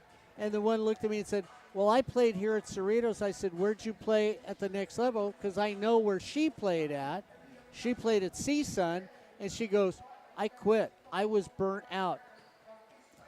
I think we hear the term burnout more in women's sports than we do men's sports. I know you had a cousin that was very good in softball, one of the best in softball. And Corey, she just, now when you bring up the sport, she looks at you and gives you the devil's look. She wants nothing to do with softball. Yeah, and it's a harder journey, in my opinion, for women to play sports because you have to do more. There's more effort into even practice time that we've talked about. And where are you going to practice? And the facilities, it is a harder journey to play. And I agree with both of you that could be a reason. Yeah, and I think some people look at it and go, well, where's my future? There are some people, it's like when I did the OEC first round of the OEC championships, most of those young women that I talked to that were number one golfers, they all said to me, yeah, my next goal is to play in just like men, my next goal is to play in the LPGA when I talked to them. The number two golfers, they had that aspiration. When you got down to the number three golfers, they sort of saw reality. Oh, I'd like to play at the D1 level, but I know the LPGA is not in my future. You don't hear that from the other side of the gender realm. No. Every guy thinks they're playing on the pro level no matter what the sport is. And it's funny. They talk about the pro level. They talk about the secondary pro levels, like the European leagues. We're going to play in we're going to play in the G League. And you mentioned golf. It's LPGA or bust. But no one mentions that they're going to play for the qualifying schools if you're a man. You're going to go to the PGA. You're going to play for this tour. The Cactus Tour that you and Ed do, and Ed follows it and can tell you more, that may not be promoted as enough as it should be for these community colleges for the women to go and play at that next level, because that is the next level. Yeah, but here's the thing again. You talk about the G League in basketball. A guy can be making $100,000. You go to the WNBA, if somebody's got an outstanding contract, it's a rarity. It's not a common thing. Do I think that's extremely unfair? You darn right I do. I was talking to somebody the other day, and they said, Mark, I know you're a fiscal conservative but a social liberal. And I said, yeah, I think everybody should have the right to do things. I also believe, Corey, that if you get there, if you're the best, and Sabrina Williams was one of the lucky ones that she was so good, she made those big contracts. But let's be realistic. Is that true for most women in sports? No. Why does that make it harder? Hey, I can be a mom. I'm going to be a good wife. And, you're still not going to pay me when I get the draw and everybody shows up. We've seen it tonight. The bigger crowd here is for the women's game. You know what? They play as well as the young men and the older people that they play against. They should get the same financial reward. And when you end up looking at them and saying to these young ladies, you're going to play on the pro level? No. I mean, how many years did it take our women's national soccer team to make equal money to the men? That's wrong in sports. Yes, it is. But what's not wrong is here watching college basketball, the first game of the season on Don Johnson Court at Cypress College, as the Cypress women are up 29-13 over El Camino, sitting at halftime. You're just trying to get my blood pressure up, weren't you? I wasn't trying. I just asked you a question, and you just went off. Yeah, well, you know how I feel about Title IX. I think Title IX should be honored. We've got one of the greatest community college basketball coaches Oh, here on this court. Get into it. You know, and I'll tell you what, I'll hand her a man's team and say, Coach, I had a question the other day, Corey, actually from a fan that said, hey, is there a rule about genders with men having to coach men and women having to coach women? And I told the fan, no, there's not. And there are some very qualified women coaches that can transition. Becky Hammond, who is still in San Antonio, who could be the next coach at San Antonio after Pop decides he's just too old to keep coaching. You know what? I'd take the coach here at Cypress and give her any community college men's team. Give her 2 years, and she's playing for the state championship. And we'll be doing those games on sportsnetusa.net. So back to start the second half. Oh, get me going, buddy. As Castaneda, El Camino, to the right of your screen, Tate Gibbs gets the start, along with Christina Sukahira, Mary Gonzalez, and Tina Ponce. 10 to shoot. As they're down 16 points, Castaneda elbow jumper left it 12 feet, 14 feet away with 4. Didn't hit rim, so Ponce a deep 3 front rims it. Third chance coming as Castaneda comes out of the pack with the rebound. Ponce thought about shooting that 3. Gonzalez playing catch at the top. Castaneda, kick out. Sukahara for 3. She misses long, and Mallory Sidoti, gets the rebound to Alvarez. Alvarez to Trung. Pull up from 17. Settles home. She's got 4 points, and it's 31 to 13. Amaya Williams and Ashley Hawkins are the other starters in the second half for the Chargers. Castaneda got shuffled a little bit, and there's time messing up with the shot clock as it stays at 30, and there was 8 seconds at least gone off. So it's 31 to 13. 8:49 to play in this third quarter. Just started this third quarter. Here on sportsnetusa.net, Chargers Live. Don't forget, tomorrow we'll be back here at Don Johnson Court as the Chargers in volleyball take on OCC. I'm going to have to take another, blood pressure pill before halftime. I might not have to ask you any questions. Also Saturday on sportsnetusa.net, East LA football hosting Bakersfield at 6. Next week, it's the Mark Pavlovich World Tour continues. Cypress volleyball versus Golden West at 6.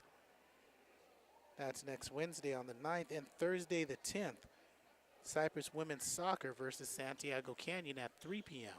Yeah, Ed Ford and I'll have a little camper out there if you want to come and, make some s'mores with us.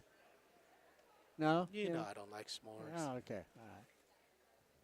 And we'll have some, possum pie, baked squirrel. I'd rather eat that than a s'more. It says 29, but 31 to 13 is your score as they're figuring out the clock situation. And you talked about Margaret Moore. Brittany Amaku is in her first season at the helm for Cypress College. But let's talk a little bit about the woman she replaces, the all-time winningest coach in Cypress basketball. So 30 years, 400-plus victories, 7 OEC titles, 3-time Coach of the Year. That's just the first line.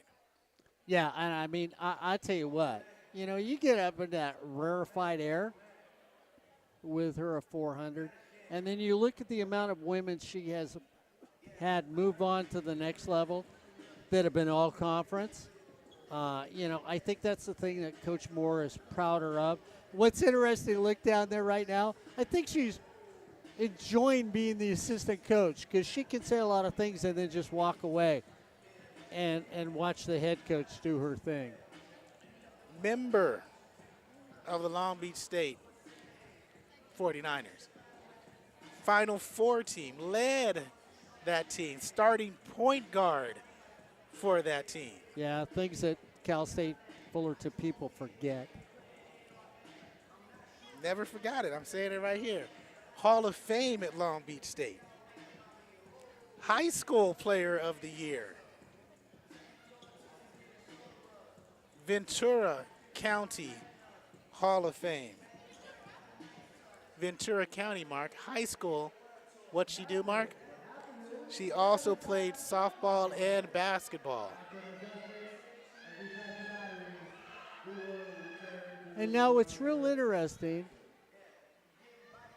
they've got the SID.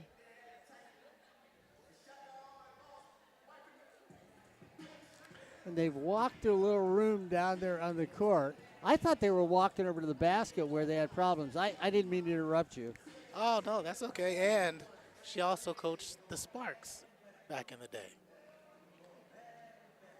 So what they're doing is they're getting the other shot clock because of the malfunction down at the table. So instead of being above the rim, the shot clocks will be on the side of the courts for the team. So they're going to need to plug them in.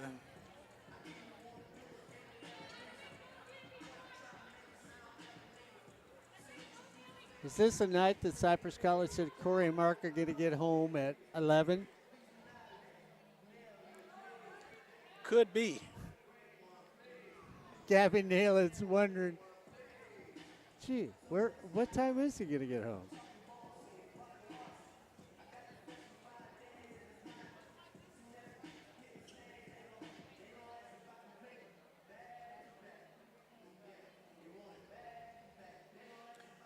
So we sit here with the break.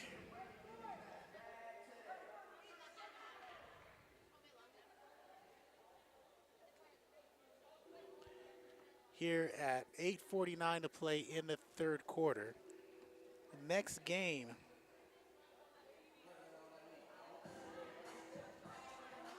I did not write that down, what I was going to say. But we sit here during the break. Yeah, I had my cue cards too. Cypress last season, as we mentioned, 19-11, 9-3. They shot 36% from the field, 31% from three, and scored 63 points a game. Now, what's interesting, Jaylene Oviedo, Mark, not playing in the opener. And this is good for the Cypress team, where you said they have 8 returning starters. They've got 4 players that are not playing today that will play, who are key significant contributors and the stars of the team. Oviedo, 97 threes last year. That's a single season record. 75 was a previous record, so she kind of got past that. Yeah, and realize she shot almost 41% from three-point country. Yeah. So 41%, not 30%, where she's taking a lot and making a lot. She's efficient with her three-point shooting. And get this, she's 4th in career three-pointers made. All she needs is 22 to be number 1 single season and career. And we were here when she set the game record of making 11 in a single game. Yeah, and the thing else she could do, Corey, she could play defense. I mean, it's not somebody – sometimes you see prolific offensive players that play no defense at all. She played both ways is what you looked at. And her assist-to-turnover ratio was to the +4 on assists, where it was not that +1, it was +4. She was that good handling the ball. And you know it's a long night when they break out the extension cords. You never want to see an extension cord at a basketball game. No, you know it's a long night if they would look at you and I and said, can you guys come downstairs and help us out? Then it's a real long night. Yeah, because that means you're going back to 1996. Well, this looks like 2000, so it's a little bit better. What would have been worse if you brought it back to 1985, where we got a timer yelling out every 10 seconds. 20. Everybody looking 10. up here, and we're going. So that's where we're at here. And so they lose Malia Goldsmith, the team's leading scorer in all conference. They lose Tanya Carbajal, who had a big. I think that was the biggest thing. No, you don't? I don't. Oh, okay. No. And they lose Patricia Lanton, a player who played significantly last year. But they lose 3 contributors, 2 starters, and a player who came off the bench and played a role. But They've got 8 back. they've got 8 back, 8 who played well, and they have a new player, a sophomore, Ashley Hawkins. Yeah, you've already made her player of the year. No, in the running for player of the year, Oh, Mark. okay. Okay, 4-year varsity player, 3A player of the year. Okay, CIF champion. All right, she went to Wilson. She was so good, and I'm sorry for doing this, but she elevated the program in her bio from 3A to Division I during her time. So you bring that quality player who went to Northridge and bounced back, yeah, plus Oviedo, plus Trung, Don, Harrison Hood, who's been more aggressive in this first half than she had all last season, and a couple other players, you're looking to contend for an OEC title. So now what's interesting here, I got to interrupt Corey again. They've been running the game clock. So I'm not quite sure how much time we have. I think it was like 8 minutes and 8:49. That's what they're saying. I thought it was going to be, okay. I thought it was like 8:42. Okay. But 8:49 on the game clock. Third quarter, we're sitting.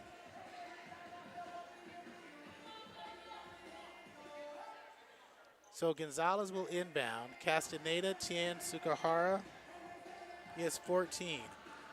20 is Tate Gibbs down low. 23 in blue is Tina Ponce. For Cypress, it's Alvarez, Hawkins, 2-23. 34, 40, and 11 is Williams, Sidoti, and Tron.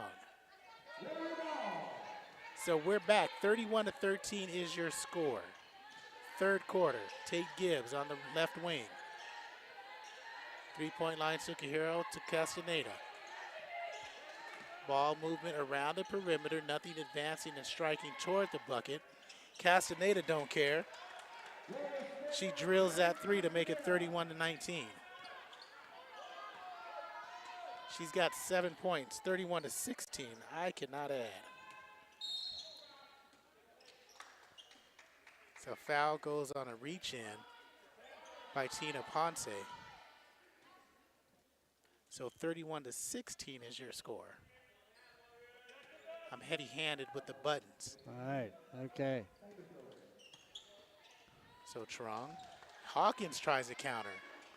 No. Rebound chased down by Trung. Down low, Sidoti. Spin out to Hawkins. Alvarez in the lane, pulls up from 8. Good body control by Lexi. And she's got 4 points. Pressure in the backcourt. Ponce delivers, has it open. Gonzalez on the near side, but missed her.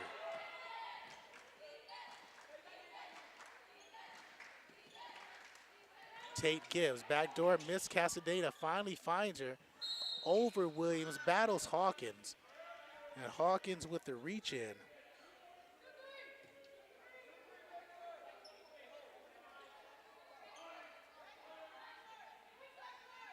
That's the first team foul, second for Hawkins. Inbound to Castaneda. Right-handed dribble, now crosses over to the left, kick out. Gets the ball back from Ponce. She's 2 for 2 in the second half. She's got 9 points. It's 33 to 18. That ball is missed long. Castaneda can't control it. Castaneda, Mark, 15 points, 2 steals last season for El Camino. Here's Trong. Got an inbound to Alvarez. Got Castaneda in the air, brings it back out to Trong. She drives with the left. She does that best on the team, Mark, is driving to her left. She gets fouled on the reach-in by Sukahira. Yeah, she's really comfortable with going to the basket with her left hand. She's got 4 points, missed both her free throws in the first half. So up by 15. Make it 16.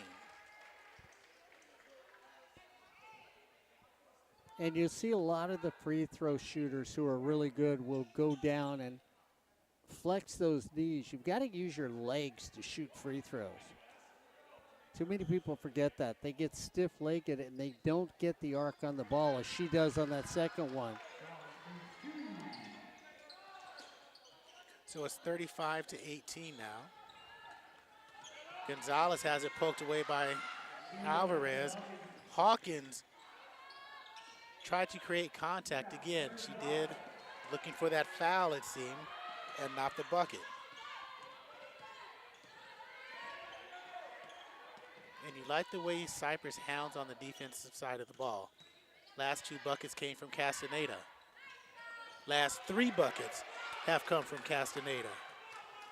8 quick points and cuts the lead to 15 at 35 to 20 with 6:28 to play in the third quarter. And Coach Amaku does not like what she sees. Well, no, considering that you get the same player 3 times comes down, Corey, doesn't get confronted. There's not a lot of pressure on her and takes the open shot. So it's, that's when all of a sudden you either put somebody else on the court that's going to play a little more smothering defense, or you say to that individual who's on the court, hey, you can't leave her that open.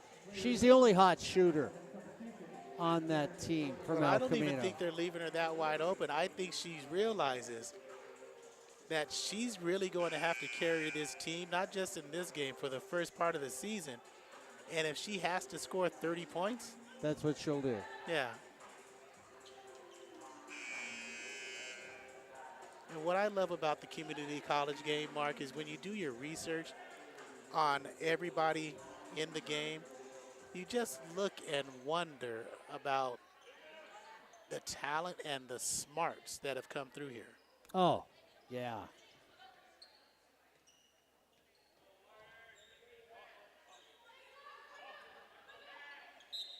So we've got a Final Four participant on the left side, an Elite Eight participant on the right side.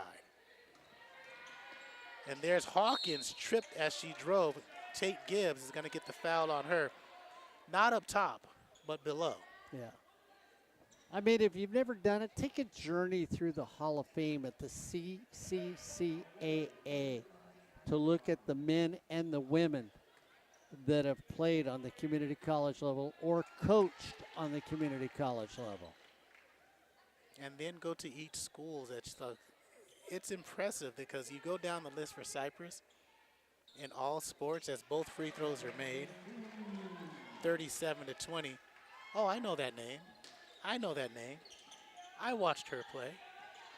I saw him growing up. Yeah. 6:15 to play, third quarter.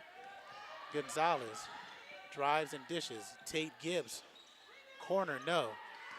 And here's Hawkins leading the pack, transition D back.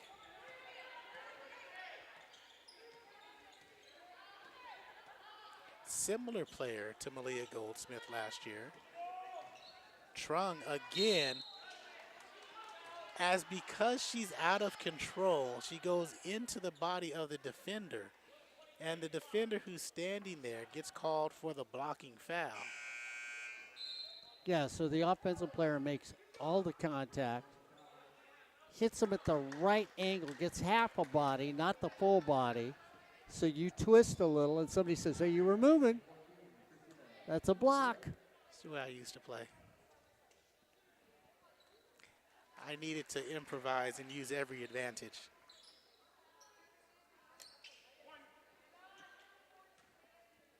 (38-20). Gonzalez. 5:46 to play, third quarter.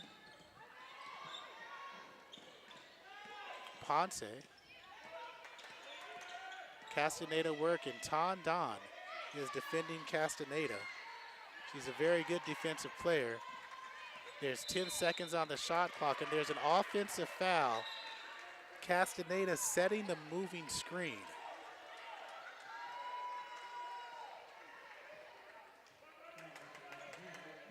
So I got the third or fourth personal. I think it's the third personal on Castaneda. And that's the 5th team foul. So the next foul in this quarter, the Chargers will head to the line. And then there's a foul on Christina Sukahara.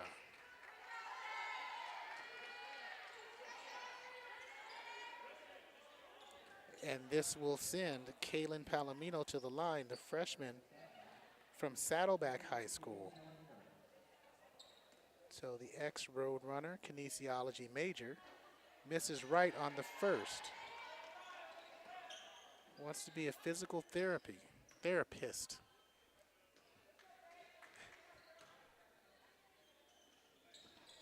And misses both free throws. Still an 18-point lead for the Chargers. Here's Sukahara. Moten on the right side. Instead of going up, dishes out.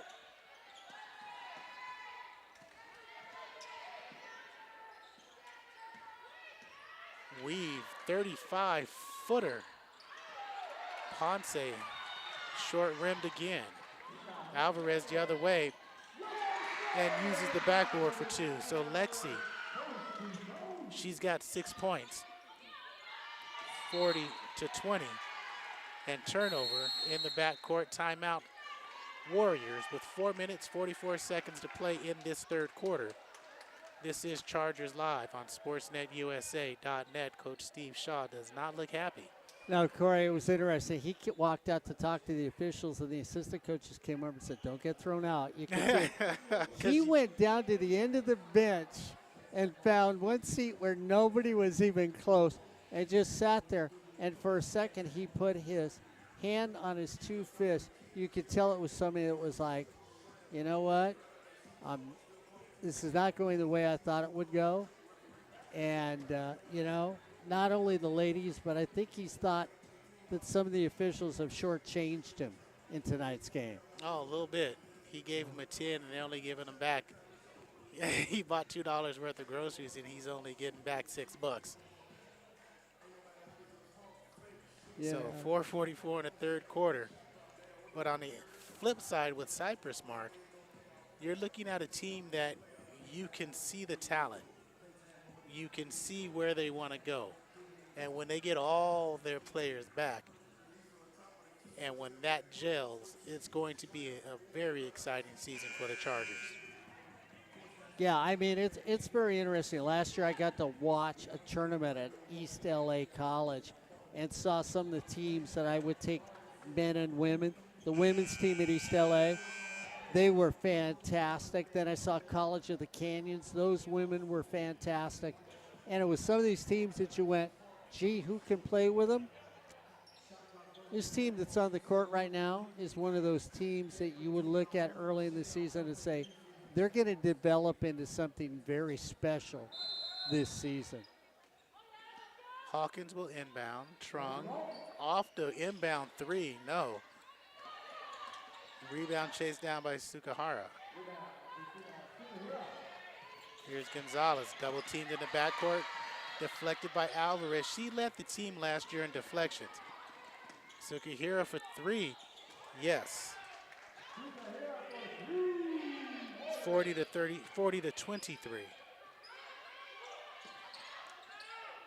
Hawkins. I can do that. Ashley with 13, 43-23. But back to Alvarez. I don't know if they kept that stat, but I'm going to say she led the team last year in deflections because she is extremely athletic and disciplined on the defensive side of the ball. Castaneda. Ponce. She falls and fouled now on the floor. Ton Don taps her chest, said, "My bad, coach. I got anxious." Hey, if you're going to foul somebody, foul them. Like what you did to me on that screen. 3:47 to play in the third. 43-23 is your score. Higa checks back in for El Camino. And their delay of game warning on Lexi Alvarez. She's got to go straight up and down. She can't break that fourth wall. She has to be like a mime.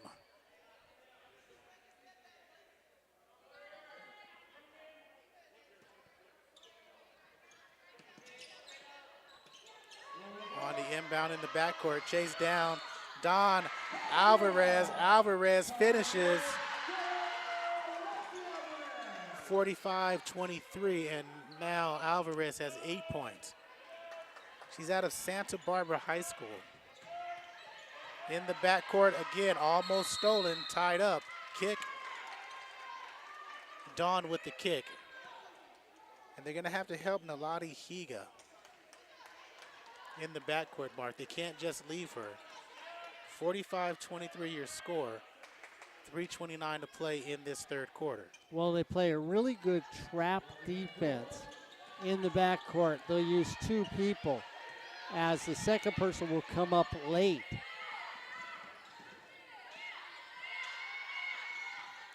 Moten helps Higa. 19 to shoot. Alvarez almost stolen from Ponce. Ponce on the right baseline. Floats one up, no good. Touch foul by Alvarez will send Tina to the line. Has not scored today.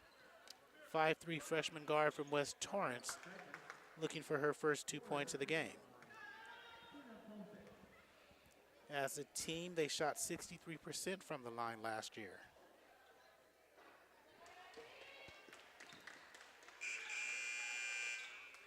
Drops the first one.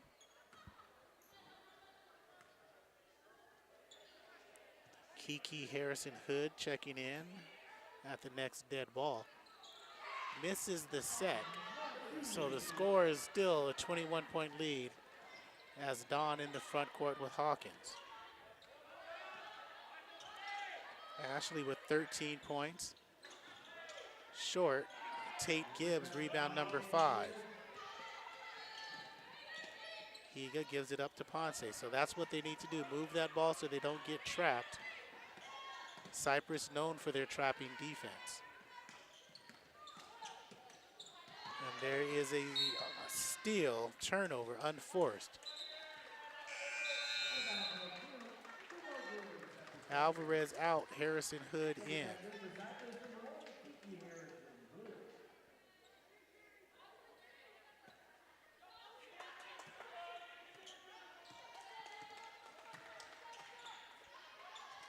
Olega.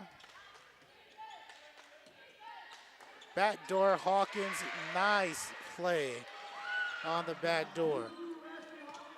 Mark said he liked old school basketball. You can't get any older than that, 47-24.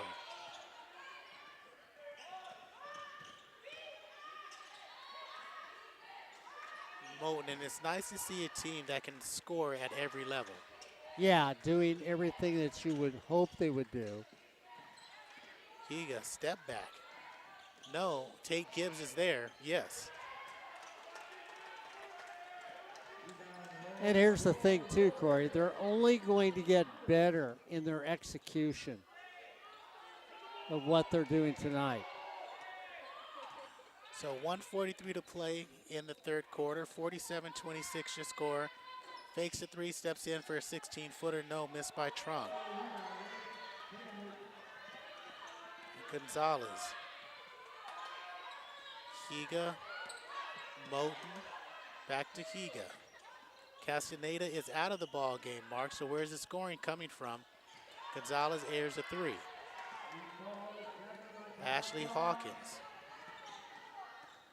fakes a pass to the outside top of the key, drives and misses from 5. Kiki Harrison tripped out of the pack. And with the foul, she's got free throws coming. Nice little fake back out, because when the defender drops off of her and she uses that shoulder to pull off the fake, she goes back towards the basket. Should have made the layup.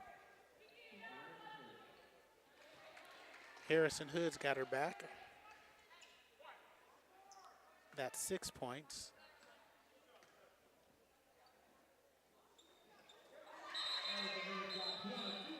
Misses the second, so it's a 22-point lead. Lane violation is what the call is. Sugahara now in for Ponce with Gonzalez, Tate Gibbs, Moten, and Higa. Amaya Williams back in for the Chargers. Olega up top with Trung. They're running a box in one, and there's a illegal screen set.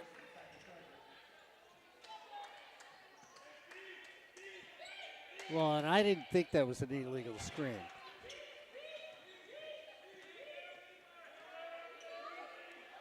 Trung, Don. Straight away, no. Harrison Hood drives, puts it up, blocked by Tate Gibbs, last touched by Tate Gibbs. 15 to shoot.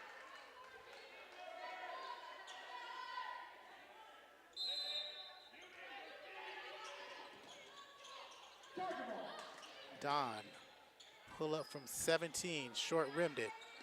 Tate Gibbs, good strong rebound over the back. Chargers back in transition.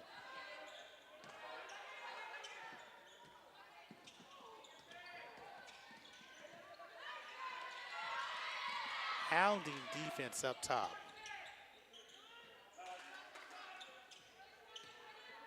Left-handed layup by Gonzalez, just out. Tate Gibbs with her 8th rebound, steps back from 17. Side of the rim, no. Or excuse me, side of the backboard.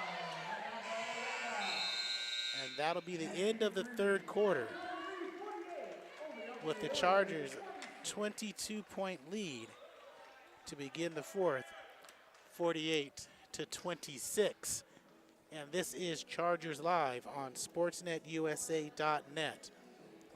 Well, being a Chargers fan, you couldn't ask for it to be any better. The men win their first game out of the season. And it looks like the women, unless there's a total meltdown, should come away with victory in the second game of the night here on Chargers Live and SportsNetUSA.net. Don't forget, tomorrow night, volleyball. Mr. Nailin and the old guy will be back here on Chargers Live and SportsNetUSA.net. So make sure you tune in for that. If you can't come out here, or be like many of these wonderful people, show up here at Cypress College and support your local team as they make their charge for the playoffs and the state championship in volleyball here on Chargers Live and SportsNetUSA.net. I see what you did there. You like that? I like that. The corn is good. 48-26 as we begin the fourth quarter. Chargers will have Don 10, Olega 3, Harrison Hood 1, Williams 34, and Hawkins 23. Brittany Amaku in her first game, or excuse me, Hawkins is out, no. Inbounding will be Trung, 11. And Amaku in her first game as head coach for Cypress. Yes, that's right. Margaret Moore is the assistant coach. Now she stepped down.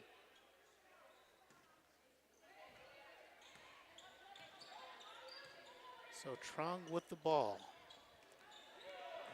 Out around the right wing area, three-point line. Olega for Dawn.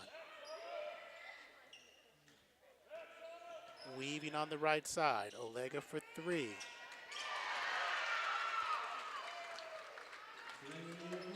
And you asked last year about why you weave at the top of the key in and out, trying to get that rhythm on the offense. Yep.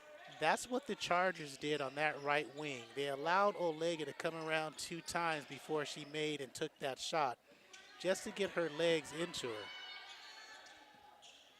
And here's Sukahira. Higa. She tries to answer, back rimmed it. Tate Gibbs with another rebound. She has been the board presence.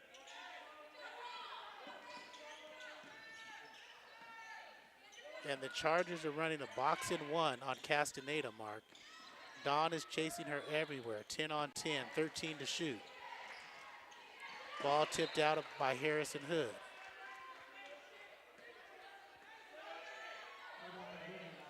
And what they're going to do, Mark, for Coach Amaka's first game, everybody in the stands with 7 to shoot. Tate Gibbs turns and faces and connects. 51-28. Everybody in the stands got an opportunity to take a picture with the coach to commemorate her first outing. And then they'll have a pizza party afterwards. And cupcakes. And cupcakes. Don't forget the cupcakes. Don't forget the 3 and take that with you. 54-28.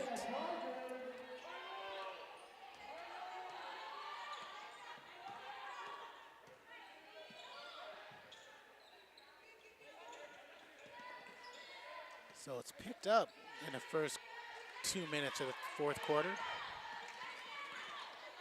Higa. With Bolton 2-person game. Tate Gibbs working on Williams, over Williams now.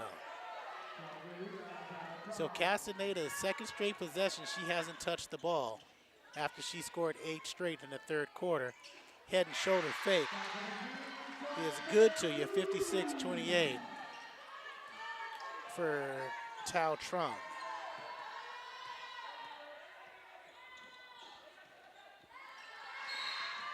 And thought it was stolen by Dawn. Reach-in foul on down. Working against Moten. And Ton just said, is it me? I didn't, that's her third personal as she checks out. Well, when you think about the first quarter, Corey, Cypress only had 16 points, and you thought, oh, my goodness, what sort of game is this going to be? Now they're sitting at 56. The way they're going, easily a 70, 71-point game for them. That'd be a great first game for this Charger team. Castaneda misses the 3. Olega outfights Sukahara. Hawkins thought about the open 3. Said, let's work some time. So you look at this Cypress team who has Hawkins who can shoot the 3. Sidoti sealed out on the right box, and a perfect entry pass by Hawkins. Gives them a 58-28 lead. Trung can shoot the 3.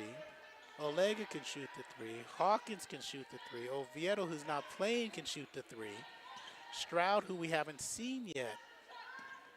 And there's a 3, just rims out by Higa with 6:26 to play.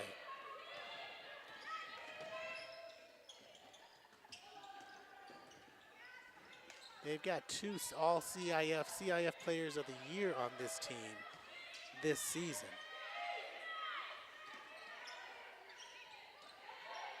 Hawkins with 9. It's 5, wants it screen up top, gets it. Elbow jumper, that's why they call it the sweet spot. 60-28. And that doesn't happen unless you get that good screen that was set that made sure you jolted the defender off the offensive player. And then she runs through Moten to pick up the foul. It's Sidoti.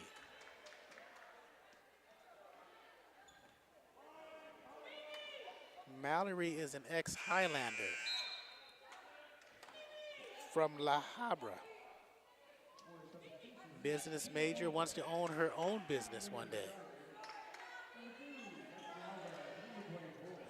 So young Key Sampton, number 24, is in. Kiki Harrison Hood, number 1, and Lexi Alvarez, number 2, all check in.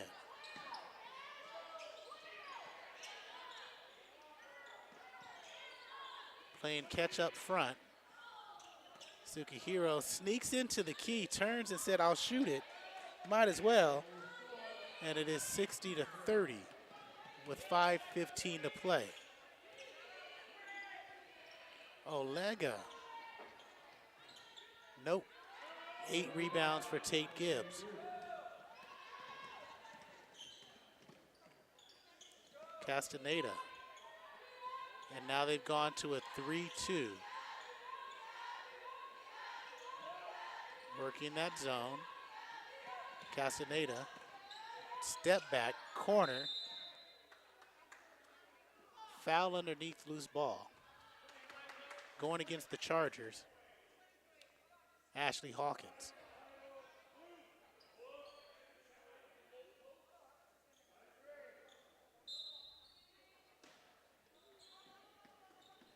In the corner, Sukihira.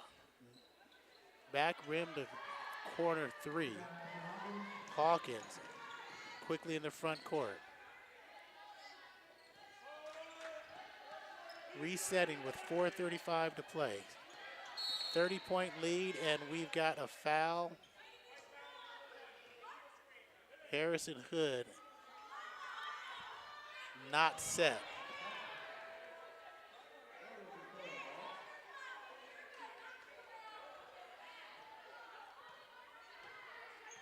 .430 remains in the ball game. The men win their game by 17. And nice entry pass to Tate Gibbs from Castaneda, and better finish on the right box.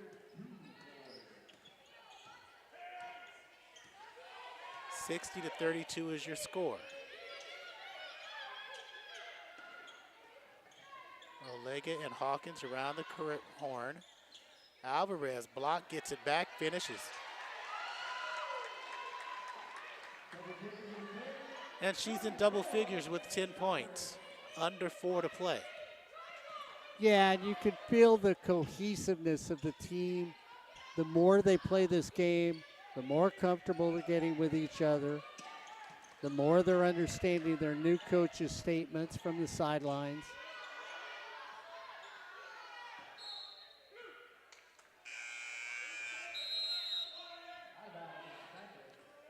Sidoti, Palomino, and Don. Hawkins, Harrison Hood, and Alvarez all out.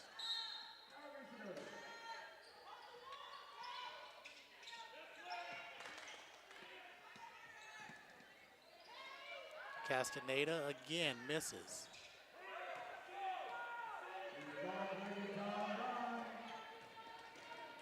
Dawn all the way coast to coast, can't finish, but she'll head to the line for 2 points.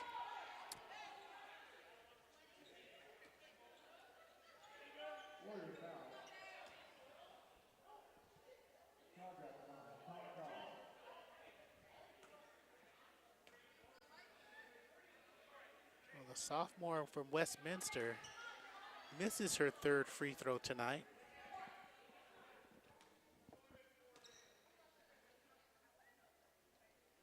Makes her 4th, and she has 1 point. 63-32. 3:15 remains.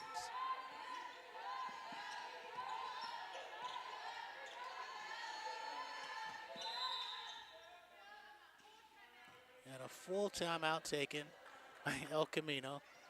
Tate Gibbs was trapped in the corner, and with 3:04 to play, Cypress is up by 31 points here on Chargers Live on SportsNetUSA.net. Assistant coaches for Cypress, Margaret Moore, we mentioned, Michael Ford in his 19th season, Debbie Chavez and Mike Vasquez on the bench for the Chargers. And when you think about these new women that are coming in right now, Mike Vasquez is the recruiting coordinator for this Charger team. So he's the one that's going out there and scouts those high school teams in the area, or maybe the disgruntled players on a D1, D2 team, and get them to come play here at Cypress College. What are the, did they have the preseason rankings for the women? They did not. Okay. I know they did for the men. I didn't know if they did for the women or not. I was looking for them. You know, if I would have found them, we would be mentioning them. Yeah, even though we don't care about preseason ratings here on sports@usa.net.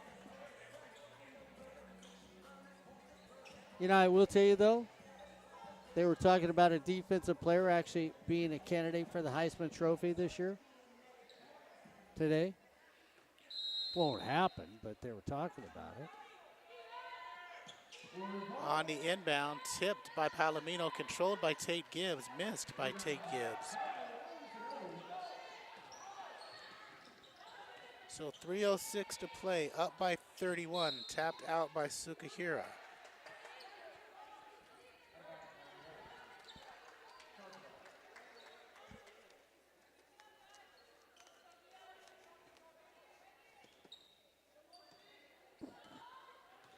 Dawn, Samtin, playing catch. Dawn drives, finger roll no. Last touched by a Charger.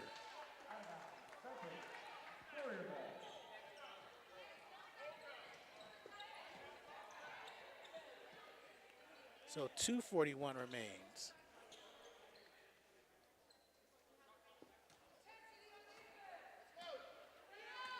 Castaneda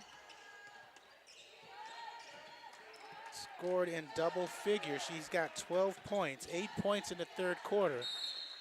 Hasn't scored since she went on her own 8-0 run.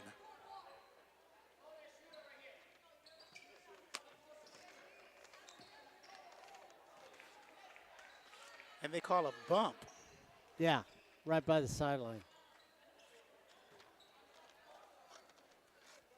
They saw you packing your paperwork, so they decided to prolong the game. Nalani Higa, her first point, actually second point. She's 1 for 2 from the charity stripe, looking for her third point. And she misses that one. And it is 63-33.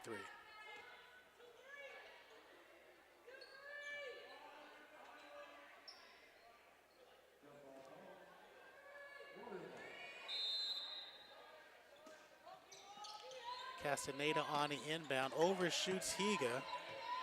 Saves it for an over and back violation. With the left double team, gets past 3 defenders. She's bumped. And she's going back to the line. 2:19 to play.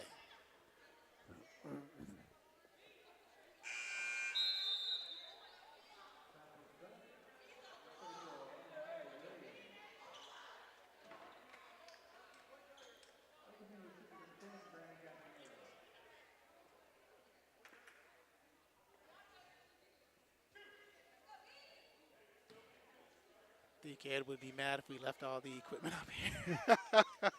Just lock the door. We're going to use it tomorrow. Oh, as Castaneda connects on the first. She's got 13 of the 34.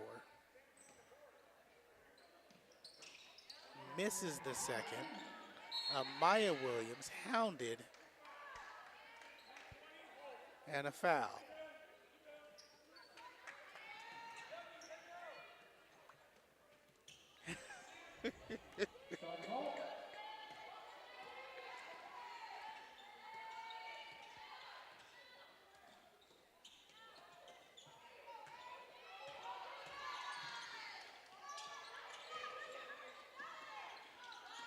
Sidoti turns, spins, misses. Williams fighting on the inbound. She touched it last. Not the inbound, but the rebound. So we're under 2 minutes. And it's a 29-point lead for the Chargers. as Castaneda will sit out the last 159 and Sugahara will finish out the remaining 159. Higa, Sukihira. Tate Gibbs reverse, no.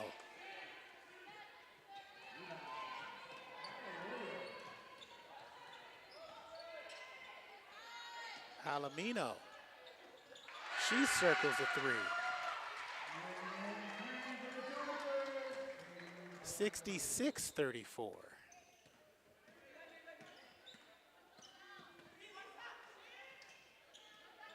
Ponce. Higa. Back to Ponce. Higa. Tate Gibbs, every time she gets it, she shoots it. There is a reason as she banks it from the right box.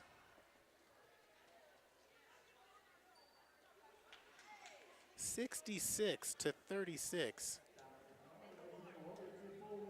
1:09 to play. Chargers live on SportsNetUSA.net. Don't forget, tomorrow we'll be back in these same spots. You mean we're leaving? At 6 p.m. as Cypress College Volleyball versus OCC. Saturday on SportsNetUSA.net. East Los Angeles College Football, the Huskies host the Renegades of Bakersfield College, also at 6 p.m. Next Wednesday, more volleyball. Cypress versus Golden West. Cypress needs to beat OCC, Mark says. They need to beat Golden West, Mark says. I think they only need one to solidify. I don't think they need any to get in. Corey says. And Thursday, Cypress College Soccer, the women host Santiago Canyon.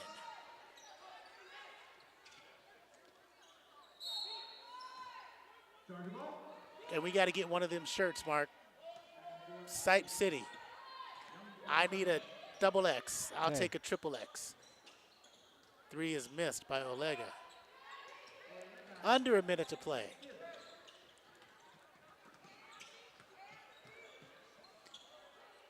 Deep 3. She finally got one. Tina Ponce. She's been shooting deep 3s all game long. And it's 66-39. That was her first make with 45.5 seconds remaining.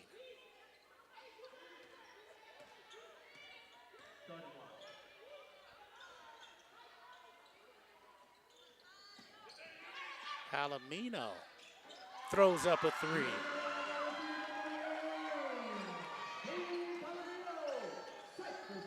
And it's a 30-point bulge again. Their biggest lead was 31. Now they sit at 30 with 20 and Amaya Williams. And the final score is going to be 69-39 as Cypress will bounce out the final 5, 3, 2, 1. And once again, the final score is 69-39. So in the doubleheader, the men 97-82 victors over Grossmont, and the women 69-39 winners over El Camino, the start of the basketball season. For Mark Pavlovich, I am Corey Nalen. This was Chargers Live on SportsNetUSA.net.